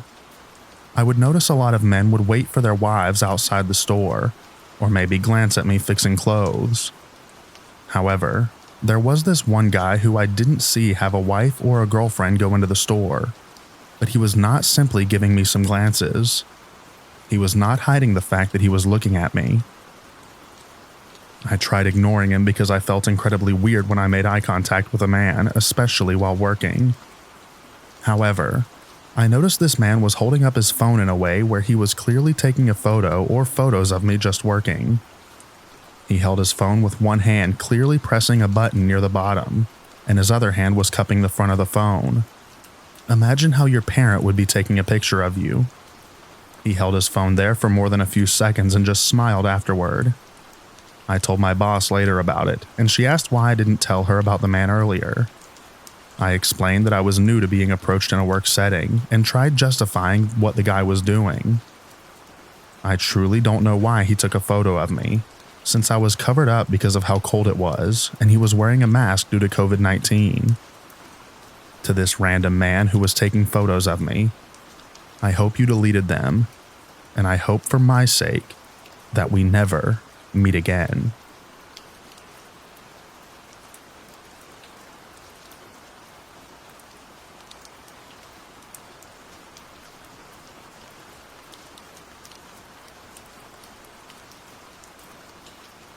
Honestly, this is going to sound like the plot to a terrible movie. Listen, I was naive. Despite my abusive childhood, I was still too trusting. Looking back now, I'm like, of course. In the end, I'm just so grateful that I wasn't hurt physically.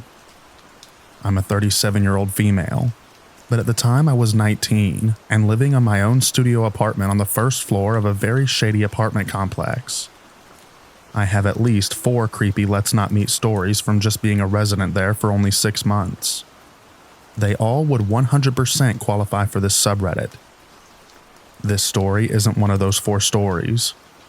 However, the fact that I was an 18-year-old female living on the first floor is important to know.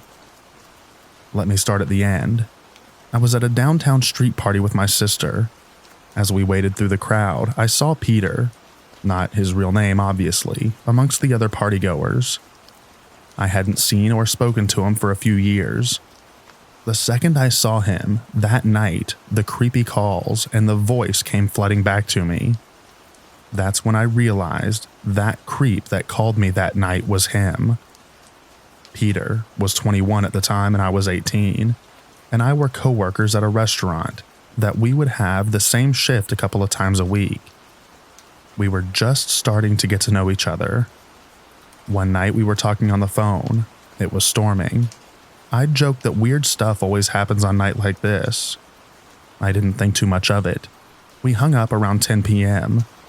Not 10 minutes later, I get a call from a private number. I answer it. The caller said in a raspy male voice, "I'm watching you." I hung up immediately. They called again. I didn't answer, but they kept on calling. I finally answered to tell them to leave me alone. They then said, "I'm watching you through your window." I yelled at them to leave me alone and hung up. I turned off my lights, checked the door lock, and huddled into a corner out of sight by the window. They kept calling, then stopped. I called Peter, scared out of my mind, but he didn't pick up. I figured he'd still be up, that's why I called him. I called a few more times. He finally called back some 30 minutes later. He fed me this story of how his mom went to the emergency room for a heart condition. I frantically told him about the creepy caller. He was adamant about coming to my apartment to stay the night, even though his mom was in the hospital. He did spend the night on the couch. The next morning, he drove me to school. No discussion about what happened the night before. Nothing. As time passed, I realized I didn't have romantic feelings for him at all. He did. Needless to say, we had a falling out, then went our separate ways. That night haunted me for years. Among other things, mostly I was paranoid about having open curtains. I was relieved when I moved from that apartment complex to a second-floor apartment, but that night poisoned my mind. When I saw Peter at that party, after my matured brain finally made the connection, I wanted to confront him. But all I could do was leave and never see his awful face or hear his voice again. I really hope that he didn't prey on other women the way that he did with me. I'd like to mention that I don't recall, but I could have told him about the weird maintenance guy for the complex and how I suspected that he entered my apartment when I was gone. Or I may have told him about a male stalker when I was 16, whom I never have found out their identity. So, He could have used this as a fuel to try to frighten me into his arms. Well, Peter, thank God your plan didn't work. And let's never meet again.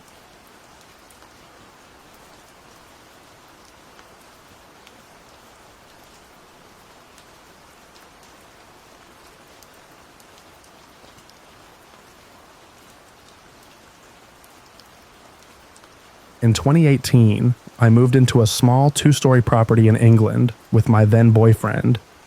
It was in a quiet cul-de-sac with houses crammed together, all facing each other. I am very introverted and don't typically make a habit of socializing much with neighbors. Still, we naturally ran into a few and exchanged pleasantries. As you would, right? One of our new neighbors, Greg, was incredibly welcoming right off the bat. He was an older gentleman, the kind who'd stop you for a chat that would drag on until you made up an excuse for why you really had to get going. He shared local stories, asked about and took note of our birthdays, and even invited us around for a garden party where any and all were welcome. His house was directly across the street from where I lived, with his windows in clear view of mine. A couple of years passed by, and during this time my boyfriend and I split up. Although I never expressly shared this news with my neighbors, word must have gotten around with his car missing from the driveway. He moved out and left the country, but we stayed in touch regularly as friends. Having the house to myself felt lonely, so I got a cat to keep me company. He quickly became, and still is, my world. Greg would often flag me down to talk when he caught me leaving or returning to my house. Annoying, but I could live with it. I'd update my ex about weird little interactions with Greg, which we both found amusing to gossip about. One such incident was when Greg came to my door to hand over 2 of my parcels, one of which was a large table that he had yet to retrieve from his house. I had been raiding an Elder Scrolls Online at the time, doing a deathless speed run for an achievement. Given the time constraint in my game, I told him I'd leave the door unlocked so that he could simply put it by my door. I sat back down at my desk, put my headset on, and my group charged in at the final boss. I heard my front door opening, followed by the sound of my large parcel being placed down. Then footsteps approached me from behind. I peered behind me to see Greg standing there, eyes fixed on me. For fear of disappointing my raid group, I continued playing until we killed the boss, and then took off my headset. Greg's face lit up, and he went on to tell me how amazing it was to watch me play. I got the impression he'd never seen someone use a keyboard, let alone play games. He begged me to teach him and rambled on.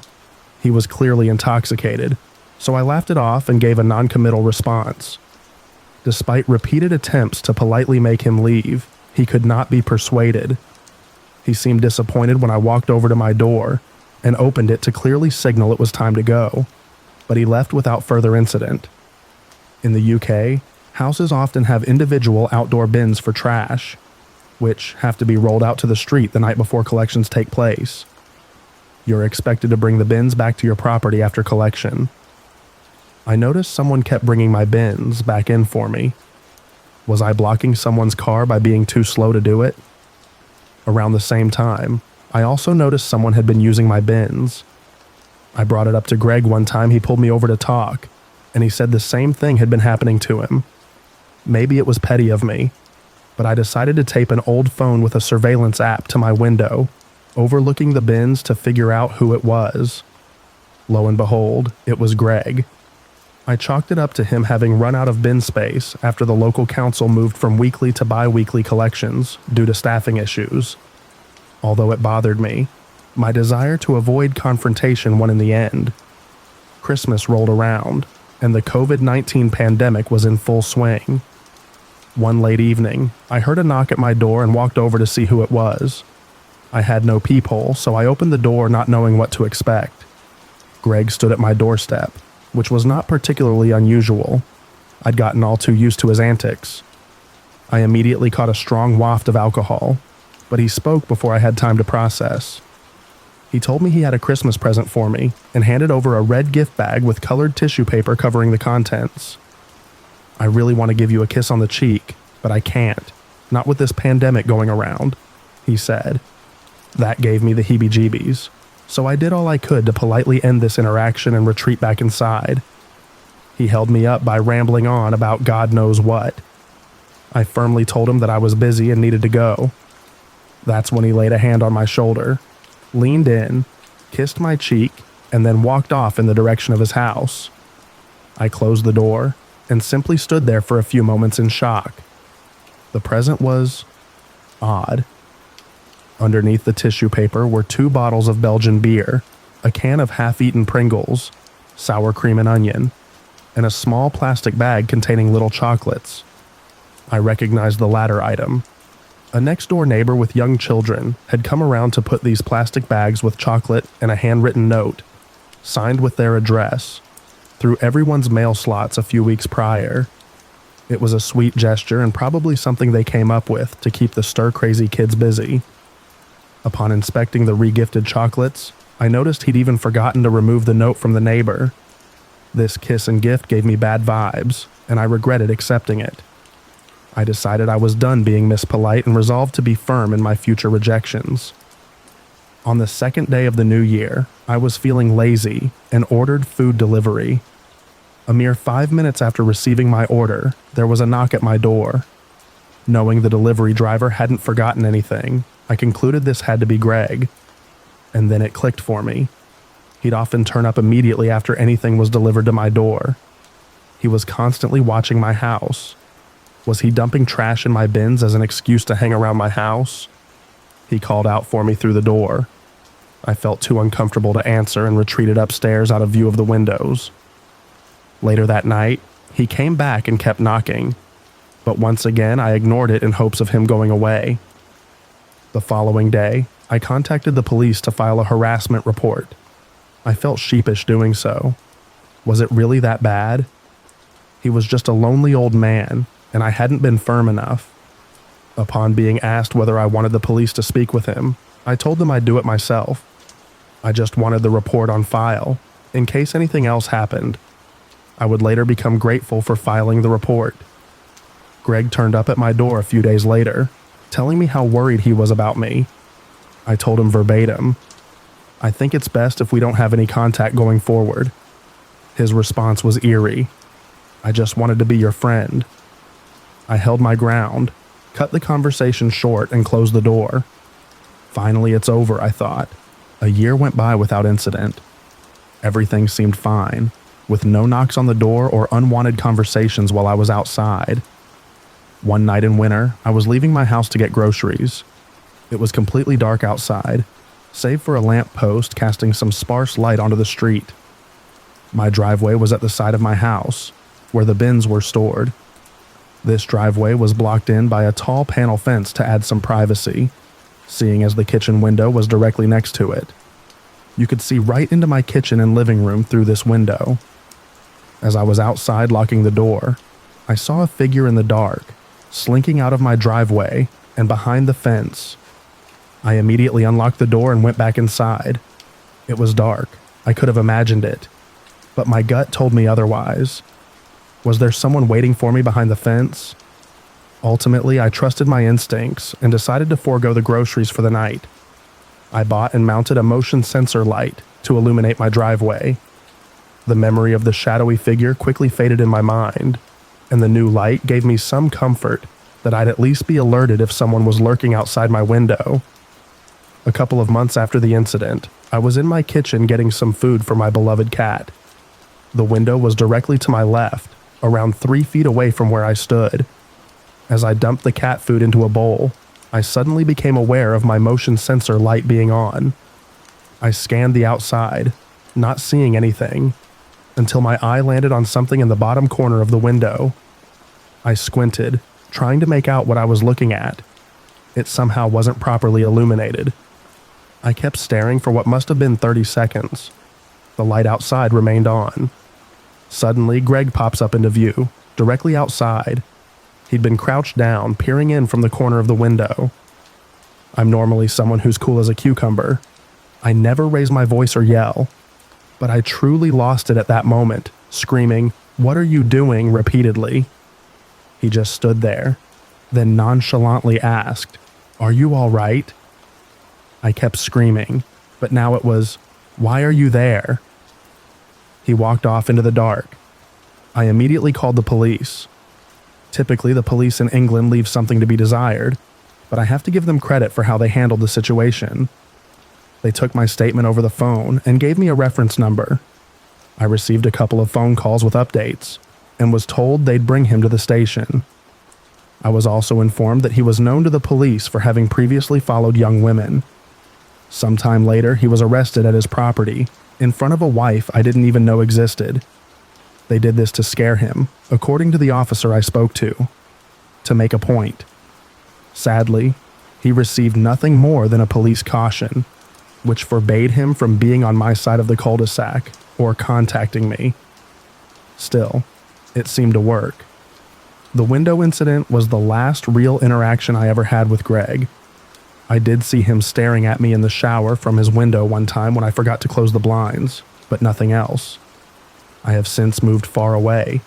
So, Greg, you're gross, and now everyone in the neighborhood knows you're a creep. Let's not meet again, ever.